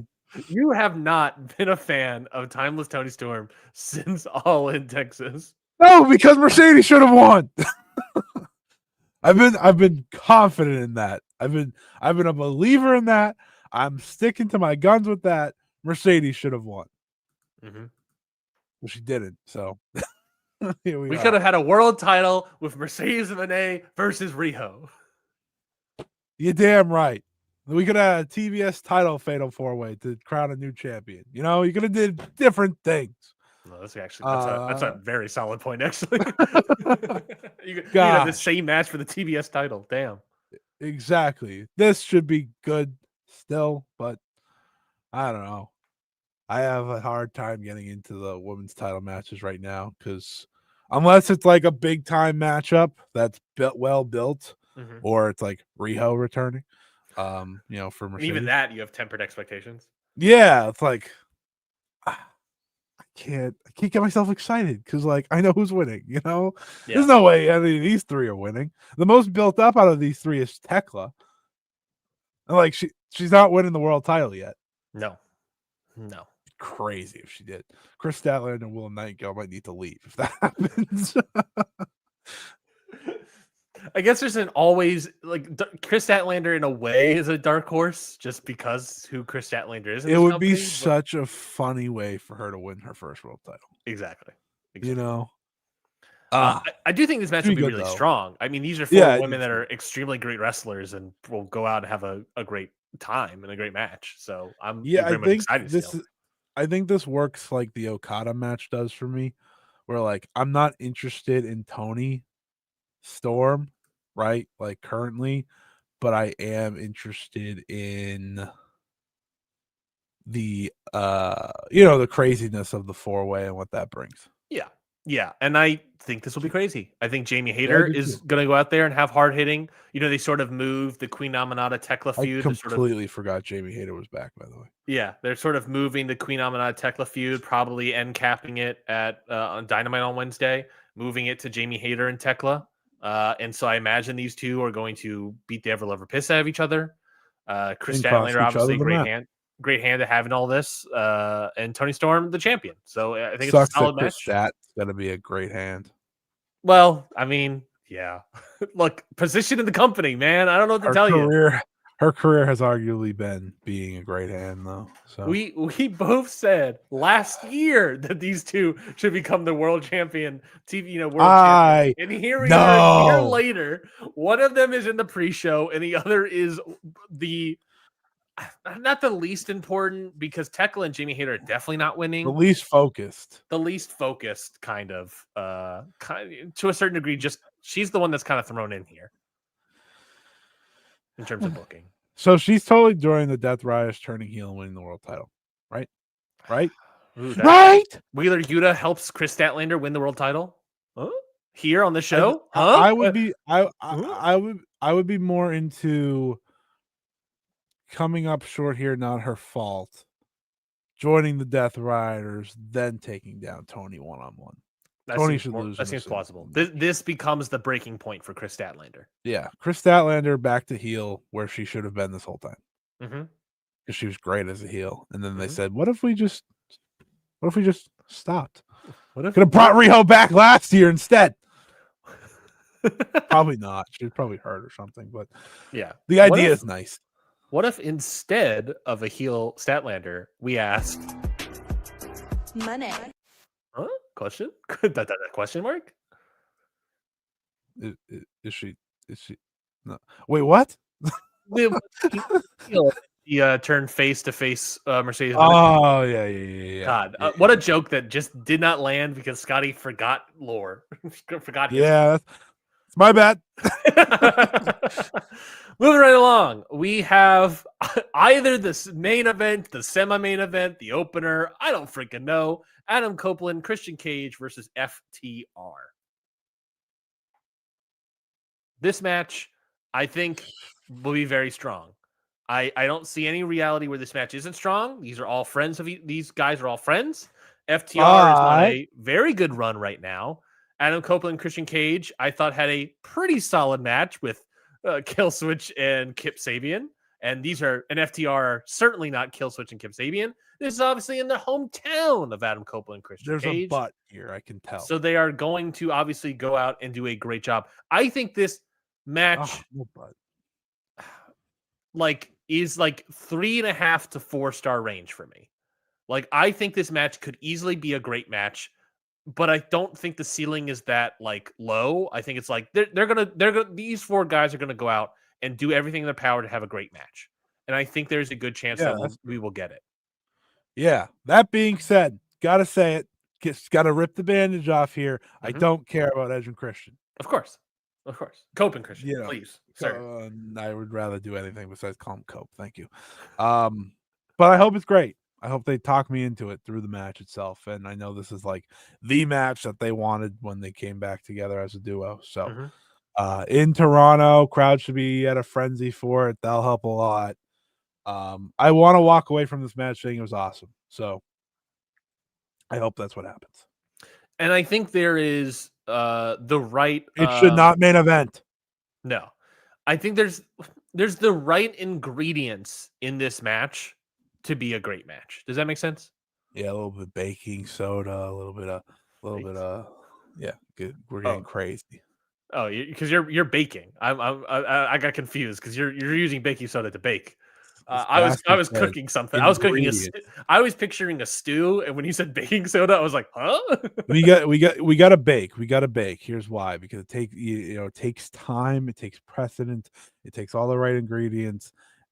That's what these guys need to make this work. They need to take time. They need the ingredients. Everything, a little splash of vanilla here. Because these are vanilla wrestlers. At the end of the day, yeah. Different things to make it all a nice cake in the end. Cash Wheeler's not a perfectly vanilla wrestler. He did have a gun and threatened someone. So there's something. there's something. There's something. He's not vanilla. There's some cinnamon. Maybe there's got a little zing to maybe a little pumpkin spice, a little seasonal, little seasonal twist. We have fun here. We have fun here, folks. We have fun here. No fucking sense. That might have been my finest hour of just going bake. I think I mean baking powder, not baking soda. Baking soda, you don't really want to use that. Yeah, I mean, I'm not a big baker, so I don't really know anything. But you're a Brit baker. Will she be here? Will Diamond Dallas Page get his questions answered? Buddy, there is a better chance of Riho having another match. Andrade showing up and beating Hangman Page in the main event than there is Britt Baker being on the show. And Andrade might be legally unable to do so. Yeah. Oh, yeah. God. I'm very excited for this match. I don't know who necessarily win. I kind of fear that they're gonna do a Christian turn here and then spin off into an Adam Copeland Christian Cage match again. So funny. So we'll see what happens. But they could take two matches together. They're like, all right, we're done. Yeah, I kind of feel like that's what we're headed, but I still think they win the tag belts. But they beat Brodito? No, they probably lose. I don't know. Yeah. That would be bad. Please don't do that. And what our main event is, of course, here for the AEW World Championship, Hangman Adam Page versus Kyle Fletcher. It says here on the Wikipedia, Don Callis family is... Oh, yeah, I just read it as Don Callis. But the Don Callis family is fully banned from ringside. This is just one-on-one, Kyle Fletcher versus Hangman Adam Page. If you want to put the title... Tell me Tony Khan doesn't listen to the show. Try to tell me. Try to tell me right now he doesn't listen to this show. This is what I was referring to earlier. You and I both saying, like, oh, okay. Now, did you see the report on what this match was supposed to be? Oh, God, I sure did. This match is supposed to be Hangman Adam Page versus Wardlow. Let me tell you something, buddy. Now, in that reality, Scotty, not a main event. At all. No, it does make me feel like the FTR match is the main event. Yeah. There's a conversation we had that Tony Khan hates when Hangman Page is world champion. Because the idea of booking Wardlow as the first world title challenger is criminal. Now, that would have helped our case for waiting for the Kyle Fletcher match for Australia and maybe pushing it back. Sure. Go through all the Don Callis family a little bit. That was mostly yours. I was just picturing Kyle Fletcher as a whole. Sure. You had the exact destination because it makes sense. Made all the sense in the world. Mm-hmm. If they put Wardlow in here, this would have been a worse start to his or worse for his reign than the last reign he had when everyone said it was bad and stuff. Just let Hangman breathe, and these two have done a great job of building this to be a great world title match. It's no doubt that Kyle Fletcher will be a world champion one day, but today will not be that day. Well, not today, but you get my point. Saturday will not be that day, but it should be a fantastic match. Are you saying that Kyle Fletcher is not ready? No, I know. Well, technically, yeah, I guess not. He's not ready to be the world champion, but he's ready to be the world champion challenger. And I think that's kind of the story you tell him there, right? That's what Hangman was talking about, and it should really be fantastic. I think it's going to be. I think it has a good chance of being the best match on the entire show. Just looking it over. Yeah. to rephrase, I think it has the best chance to be the best match on the entire day. Sorry, Wrestlepalooza. We'll get to you in a moment. I don't even know. Looking in the corner, shaking my finger. We'll get to you in a moment. Yeah, Oh, I think Io and Stephanie's on that show. I think there's certain challengers potentially. I think Moxley Darby in a different way is a challenger. Yeah. You know, I think in a different way as well. Takeshita Okada Dorada presumably is a challenger. You know, dark horse pick maybe. I think even like the world tag team titles is like a dark. I think there's like a lot of good amount of dark horse picks, which is always good for an AEW. Big Bill, no, Big Bill, of course, Big Bill. Who can forget? But yeah, I think this build has been really solid. I really enjoyed the promo off, disregarding the no socks chants and all this stuff, and then Hangman allowing it to be in his promo and all these sort of things, and just the two not unwilling to kill this bit. That was incredibly stupid and dumb. Yeah, let's get out of Philadelphia. Thank you. Yeah, we'll finally get out of Philadelphia here. Yeah, I think this match is going to be great. I think you're right that this match could easily steal the entire show. Kyle Fletcher, I've spoken his praises numerous times on the show in the past several years. I think is undoubtedly going to be a guy one day.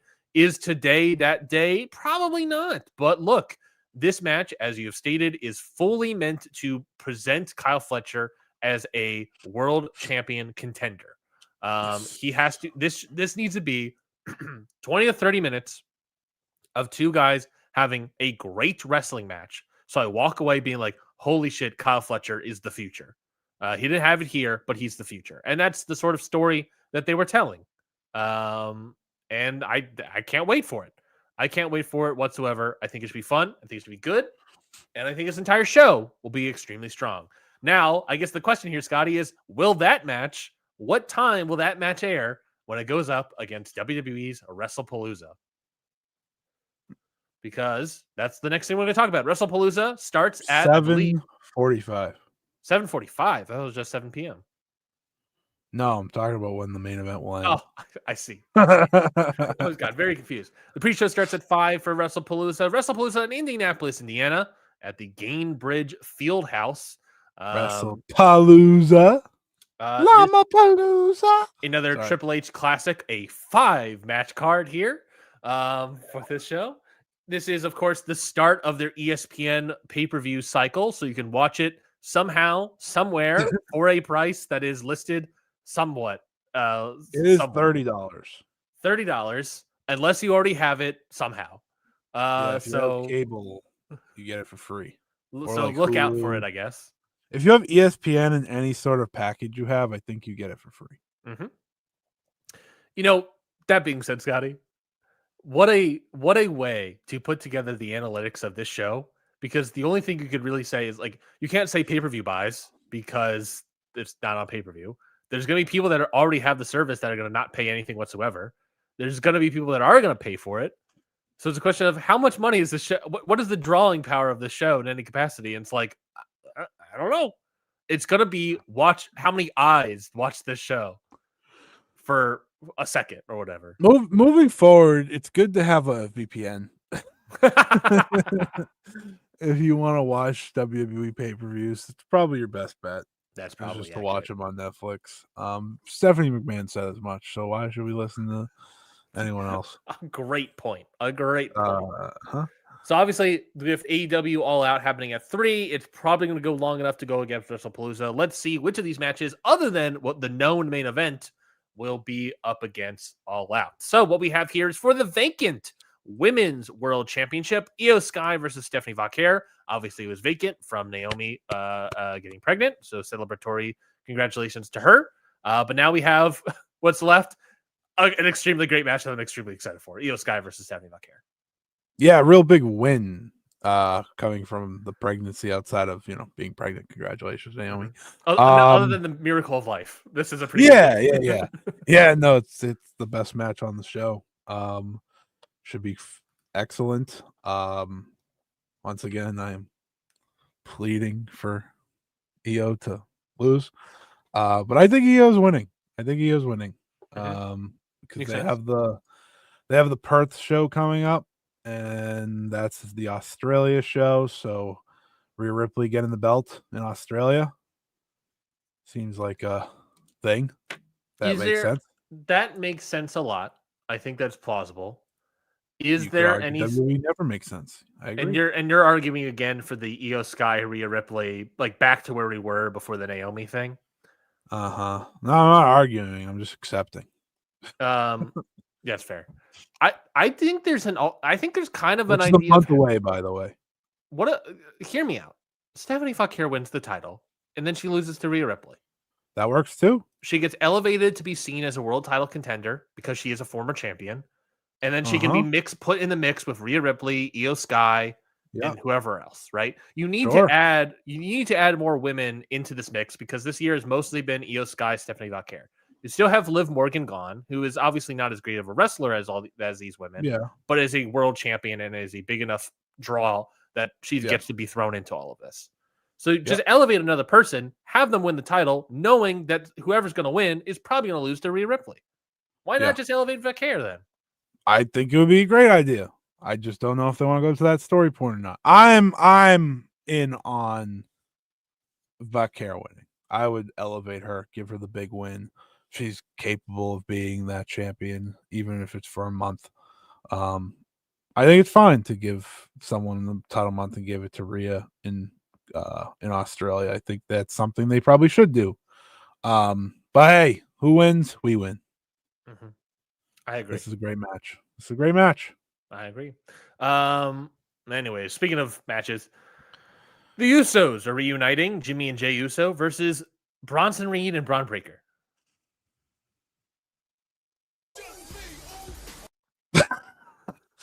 Love the pause. I love the pause before him. Yeah. So whatever, I don't have a single thought about this match.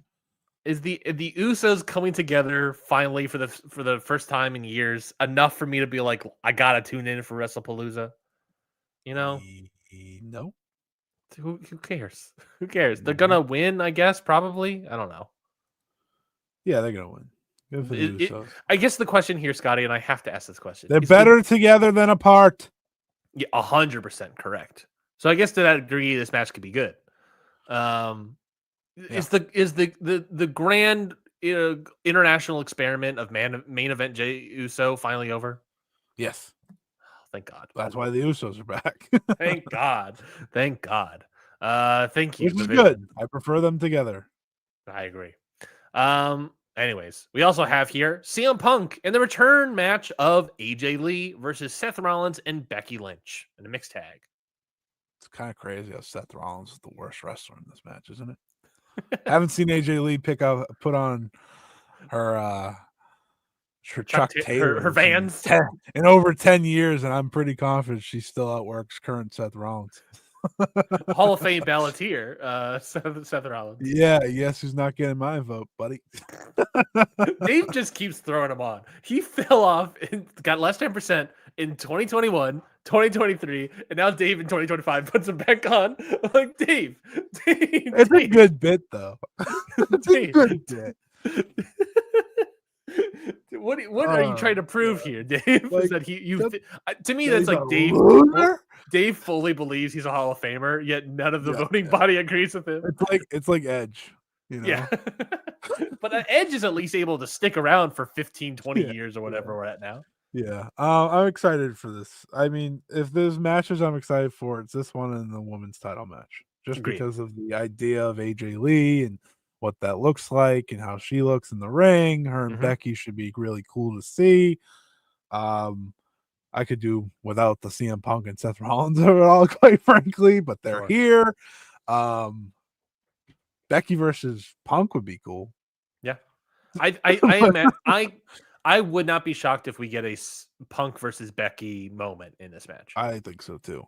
Should be good though. Maybe, hopefully. I mean, we'll see. I have no idea. It depends on AJ Lee. Yeah, we talked about it when AJ Lee returned. Is like, what is the question of what does AJ Lee look like? It's been a decade. She retired with injuries. Presumably, that's obviously healthier now, and obviously, and so she should be better. But also, a big part of her appeal was her bumping, and Becky Lynch is not necessarily be the person that is going to force you to take crazy bumps, So Right. we'll sort of see. We'll see, but Becky's a very smart wrestler, so that Exactly. helps. It's the right. I did watch AJ Lee's like return promo or whatever. And I was like, how is she the exact same person? This is absurd. Like exactly to a core, and that she's everything people want her to be in her return. Now, if the wrestling is solid, even that's good enough. It doesn't have to be like Io and Stephanie Vaquer. It just needs to be solid, and the tag match is the perfect way to get you through that. So, I'm looking forward to that. Yeah, I think it's going to be an interesting watch because we also know that we're going to spin off into Becky versus AJ Lee at some point. So it's going to be interesting to see the level of the two of them, really most specifically AJ Lee. I mean, pressure's on. Pressure's on to commit to a great performance. And I think they'll be able to do it. It's just, we'll have to see what it looks like. All the right pieces are in place for it to work.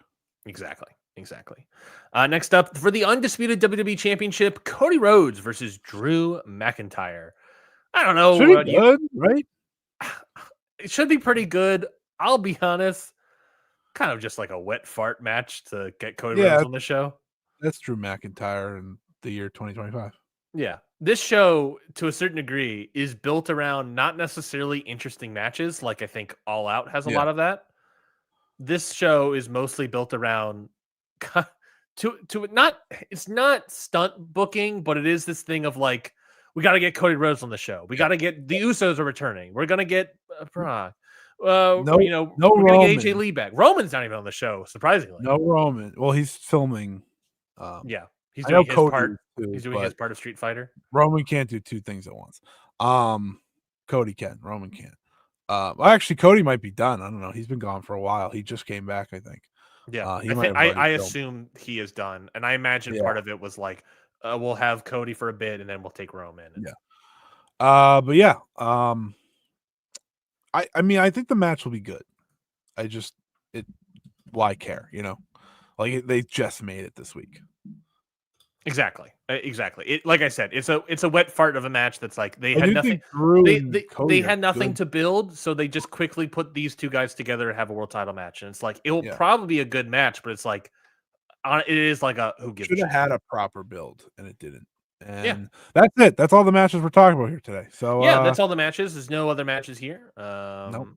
No, and if there was a match, I guess we can't see it. So that's all we got here for y'all. Yeah. So let's move on to Wrestlepalooza. Obviously, we didn't necessarily want to talk about more WWE, but this is, as we said, the inaugural ESPN show. This is against All Out. The theme of the show, to a certain degree, this episode is WWE versus AEW. So it's an important show to discuss in terms of the stunt booking as well, the main event.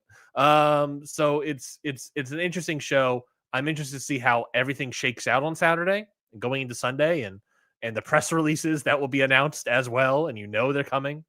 So I'm interested. And also, by the way, Scotty, this week itself is probably going to be hectic with news and barbs and jeers across the aisle. So I guess, well, maybe not necessarily across the aisle, but certainly one side to the other. So I'm interested to see how this week fully is going to play out as we head into Saturday. I agree. Let's talk. Speaking of the wrestling global war, this is a global brand and now global war. CMLL has a show this Friday. This is a week after AAA had a show with WWE Worlds Collide in Las Vegas. I watched that full show. I know Scotty didn't watch that. I can do a quick summation of my thoughts on that as we head into Anniversario, which has, I believe, only 5 matches so far listed here. Maybe more. I do see a Lucha de Apuestas match. I don't know if cage match is correct. I looked at it and I was like, I want to look up Lucha Blog here. Let me see. Friday. Does he have any sort of card he believes? Going down. Don't see anything. Okay, that's the CMLL section over. Yeah, I don't see any sort of card. So I'm probably just going to go after the cage match card here because I don't know anything else. Yeah, I'm probably just going to go after the cage match card. So what we have on cage match is CMLL World Women's Tag Team Title match. Luvia and La Jarchita versus Persephone and Reina Isis. We have a hair versus hair match, Rey Bucanero versus Felino. We have an elimination match, 3-way tag match, basically, Averno and Ultimo Guerrero. Dragon Rojo Jr. and El Barbario Cavernario versus El Esfinge and Valiente. We have a Lucha de Apuestas match, but I don't know what it is. Maybe there's a tournament happening I don't know about.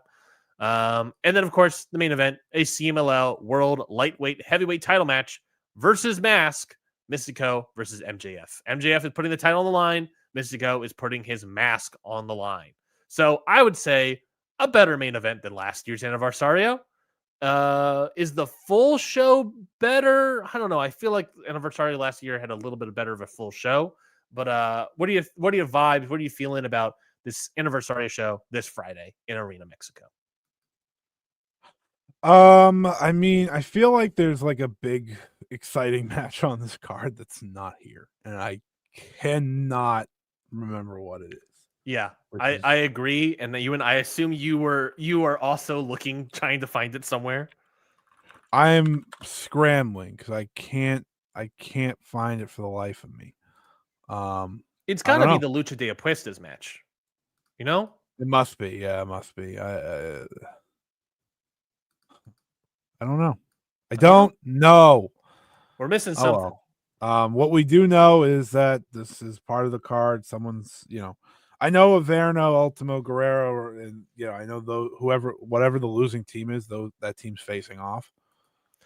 Is that the Apuestas match? The losing team is doing the Apuestas match? Yeah. Okay, so the losing team it'd be either Averno versus Ultimo Guerrero in an Apuestas match. So that's what, hair versus hair? Yes. Obviously my main hope.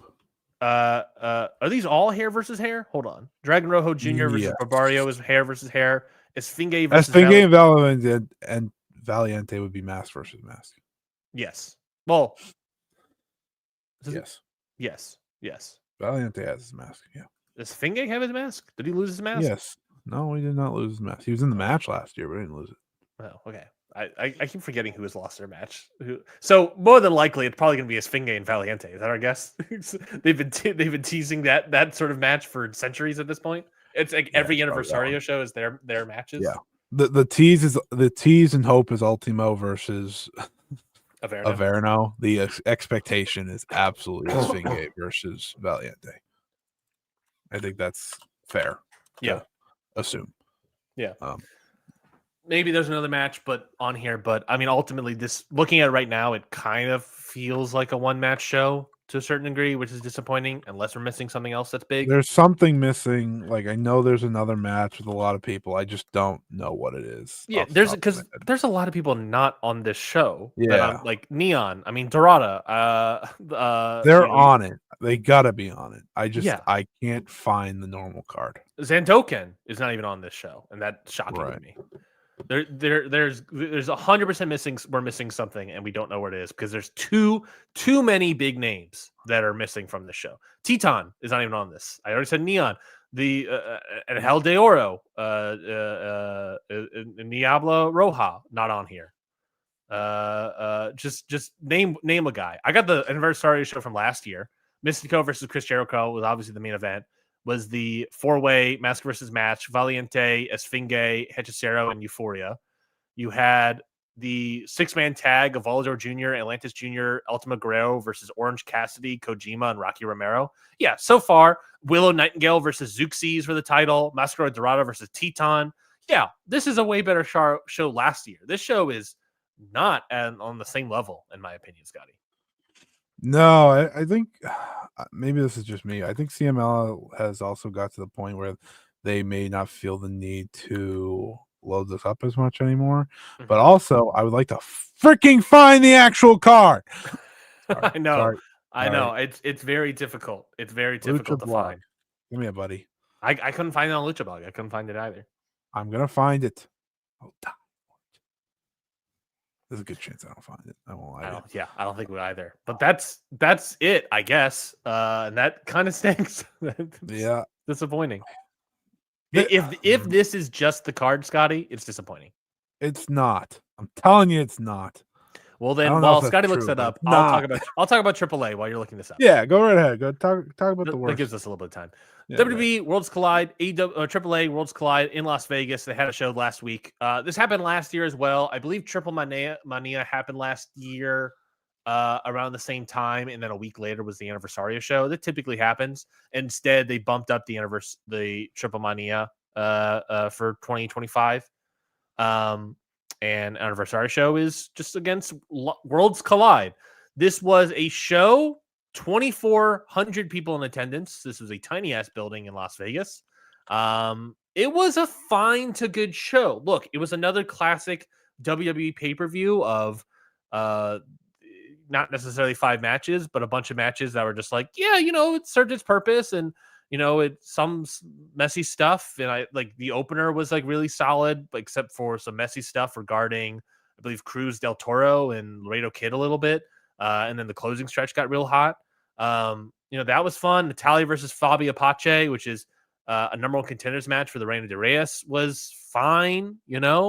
I really enjoyed the new Natalia character here, so we got a chance to see it. Who won? Natalia. So she'll be facing whoever the champion is, who I forget at this moment. Let me see. Flamer. So we'll see what happens there. Probably Natalia. I kind of think I don't. Here's the problem. Here's the problem with the whole show. Let me get to the full. Let me actually, you know what? Let me get through the full card, and I'll say the problem with this whole show. Yeah, Picano and Psycho Clown defeat the team of Kofi Kingston and Grayson Waller.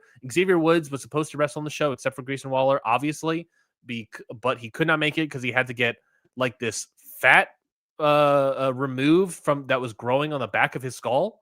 So he had surgery basically, and it looked gross. It looked like a giant wad of gum basically, and stuff. But it was just like fat. Yeah, So very gross. Disgusting. Very Thanks for gross. that. Mixed tag match: Lola Vice and Mr. Iguana defeat the team of Finn Balor and Roxanne Perez in a match that was just based around puppets, as you would have expected. The 4-way match for the AAA Latin American title: El Hijo de Dr. Wagner Jr. Have a puppet? What's that? Did Lola Vice have a puppet? No, it was just Iguana and Finn Balor doing their puppet stuff. 4-way match: Dr. Wagner retains the title versus Dragon Lee, Ethan Page, JD McDonough. And then you have the AAA mega title main event where Dominic Mysterio defeats El Hijo del Vikingo through various means and becomes the new AAA mega champion.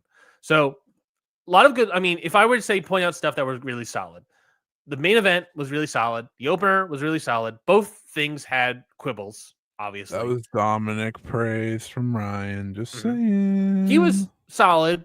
Vikingo looks like bad. He's not bad. Vikingo looked like he might have hurt his knee or tweaked his knee at some point during the match, and it slowed down. Shocker, I know. So it slowed down a little bit, and that was, obviously hurt the match. But then obviously you can have your quibbles of, the interference spots throughout the end of the match. You have Grande Americano, I guess, turning heel, helping Dominic win, and all these sort of bits and stuff. Americano. Bang. I already spoke about the opener a little bit. The 4-way match was like solid, but like Dr. Wagner Jr. or DW3 was like barely involved, which was weird. This show and these shows in particular are becoming more and more WWE wrestler focused, in my opinion. We just had Vikingo lose, and he is obviously going to drop down the card. So now you have Dominic Winner. You have the 4-way match, which was mostly just JD, Ethan Page, and Dragon Lee wrestling, and El Hijo de Dr. Wagner Jr. showed up every once in a while. You have, I already mentioned it last time, with Finn Balor basically taking the puppet gimmick from Mr. Iguana, and then they built an entire match around puppets with Lola Vice and Mr. Iguana getting the win, but still. You had Pagano and Psycho Clown, and that match was fine or whatever. But they're obviously going to lose the titles to somebody at some point. I don't know who. You have Natalia beating Fabi Apache, who is probably going to beat Flammer, I have to imagine, to appease Natalia. Part of Natalia being here is appeasing her to keep her around because you signed her to a contract and she wants to do a different thing. And then you had the AAA team, let's say, La Parco, Laredo Kid, Mascarita Sangrada, and Octagon Jr. win the opener. But it's the opener and whatever, And I think they pinned Mini Abismo Negro, I want to say. Don't quite remember. It just... It's each show is becoming less and less AAA, Yeah. And it's becoming more and more just like the gray blob that is WWE, both in terms of match outputting quality and, the match, structures themselves, the wrestlers. It's, there's also the element of like these shows just kind of being like where WWE puts people they don't know what to do with.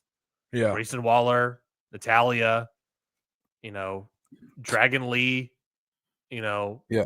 just like a bunch of people that like at the LWO, Lindsay Dorado's not even a guy. He's just like a coach, basically. It's just like a bunch of Yeah. people that are like, we don't really know what to do with, but we still like them and want them to do something. So here you go. There's It's 2 matches missing from the CML thing, by the way. Oh, perfect. You found them? The Copa Oh, Independencia hold match. that. Let me finish up the AAA stuff and we'll go back to Holding. CMLL. Was that Moose? Was you doing the Moose hand sign? Fuck you. Don't say that. Don't call me Moose. It is. I guess we could. What I'm trying to say is that, like, look, I think the fears of WWE's changes on AAA started pretty quickly, and now we're getting to the point of the slow correction of the AAA lucha style into the WWE in-house style, and that's kind of what's happening. And it is what we all fear is going to happen. And I slowly think, like I said, their champions are going to become WWE people, and they're going to try to have some AAA guy. I mean, Laredo Kid's a champion, and he's in the opener, and he hasn't even defended his title. He barely does anything. Everyone hates booking Laredo Kid. Why book him at all? I don't understand it. It's honestly, no offense to him, hilarious. Yeah. Yeah, I don't know. These shows are not interesting anymore. It's obviously I watched it. I wasn't planning on watching it. I only watched it because I had free time and it was on YouTube, so I just watched the full thing. 2.5 hour file that I watched in like an hour and 15 maybe. It's just sort of a show. I mean, there's also Pagano and Psycho Clown.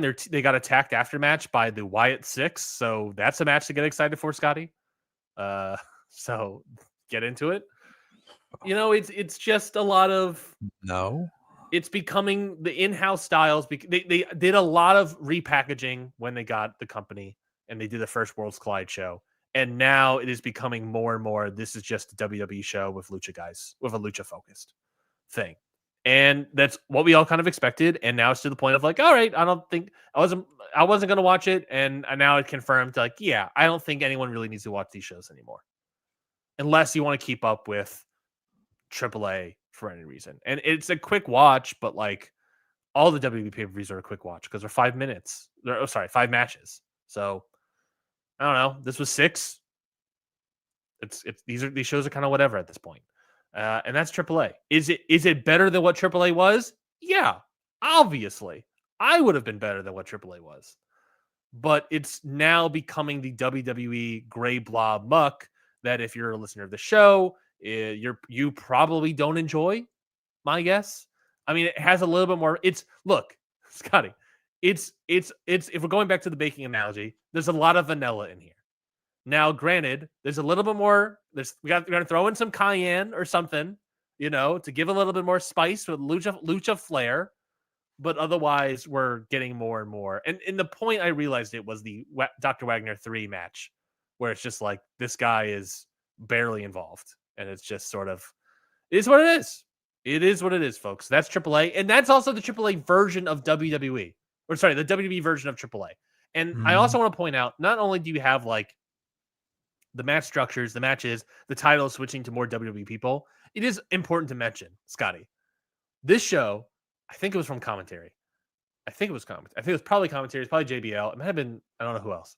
But there are points where they're just making jokes about ice in the way of like, to degrade the Mexican wrestlers. And it's again to wrap up my whole point of this entire show of like how these companies operate and what their points of views are. AEW goes to CMLL. They respect the culture. They wear the fuck ice t-shirts. WWE goes to AAA. They don't go to Mexico. They go to Mexico twice. Then they bring them to Las Vegas, and then they make fun of them via ice deportation illusions. you have one show that has the ice stuff. You have another show where the Mexican government is recognizing the historical significance and giving them a plaque, right? It's just, it's what it is. It is what the cultures of this company and how they operate, and now it's affecting the other aspects of these things. One company is allowing other wrestling worlds to exist. Another one has to become the WWE, but also like weirdly the MAGA influenced WWE that the current product is. Scotty, you had those last two matches for CMLL, correct? So it's Copa You can unhold. Pincia. Okay. This is just a battle royal, I'm guessing, right? No, that is a tag team tournament final, Oh, okay. I believe.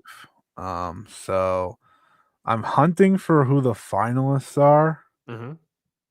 Because they're I don't know if they decided the other. Oh, I think that's supposed to happen today. So one of the teams will be Templario and Teton. Okay, good team. And the other one seems to likely be Defunto. I have to assume Zandoka. And Barboza. All right. That's fun. So that'll likely be one of them. And then I think there's a tag title match too. So Niebla Roja and Hell de Oro versus somebody. Yeah, I think so. But that is all I could find. But it juices it up a little bit.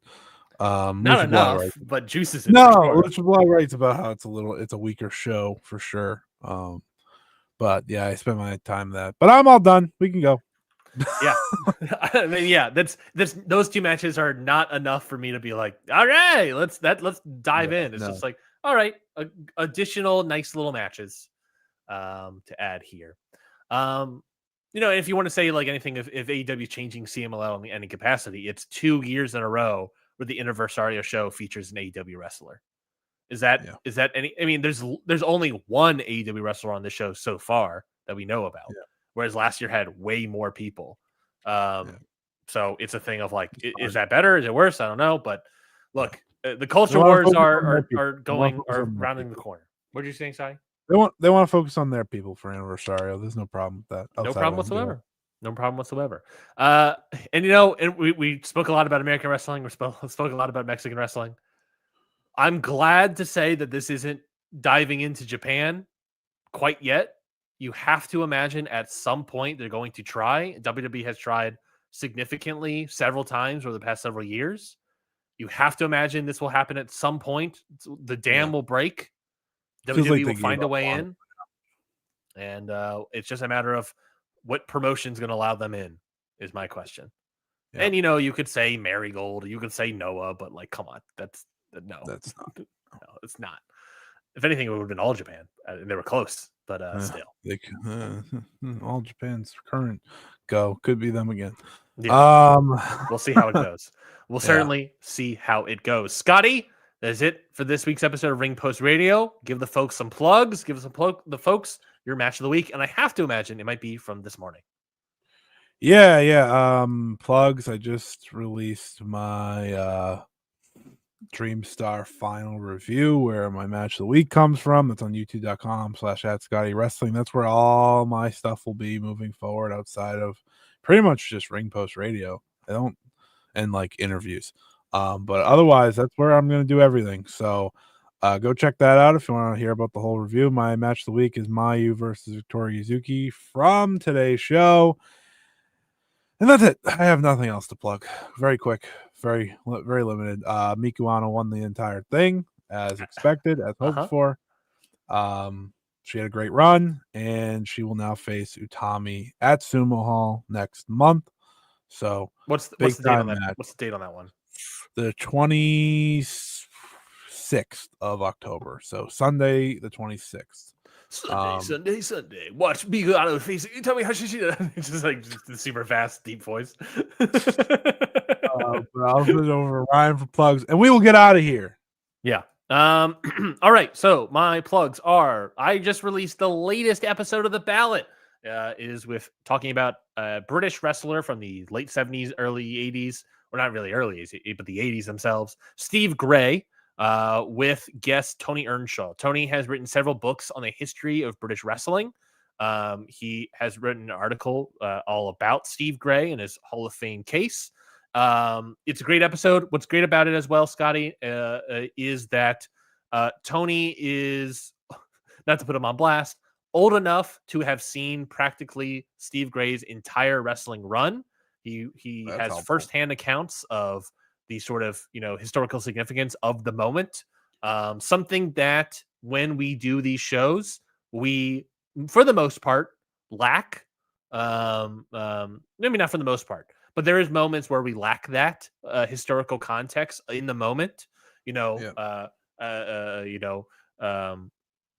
Sometimes we do have it with like Io Sky or FTR, Drew McIntyre, Mercedes Moné, but there are other times like Ted Boy or Steve Gray or Les Kellett where it's like we don't know what they were like in the moment without talking to people that have that experience, that have that point of view. And Tony Earnshaw was a great guest to have that point of view.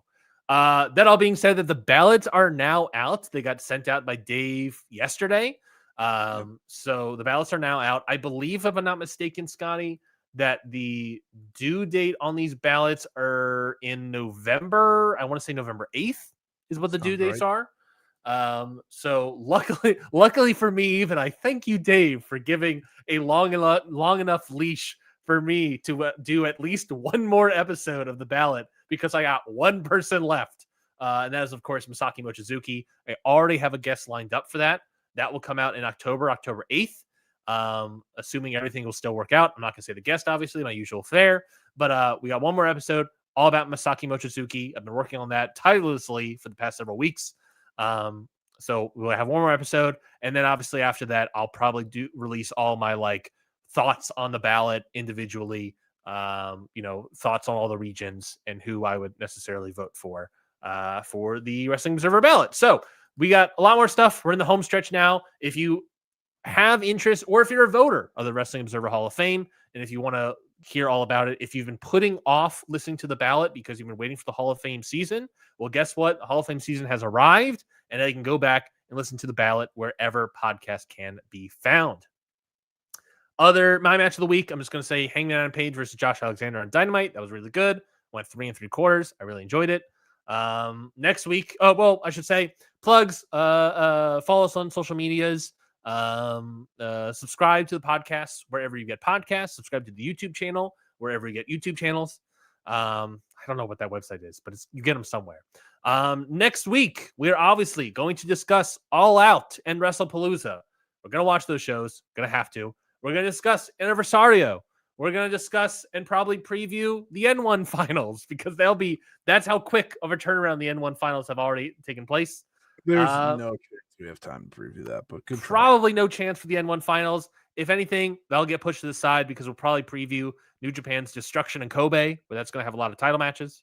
And that's probably going to be it, unless there's even more big news, which undoubtedly there will probably be. So thank you, everybody, for listening to this week's episode of Ring Post Radio. We'll be back next week for all new episode. And until then, talk to you all later and enjoy your Taco Bell.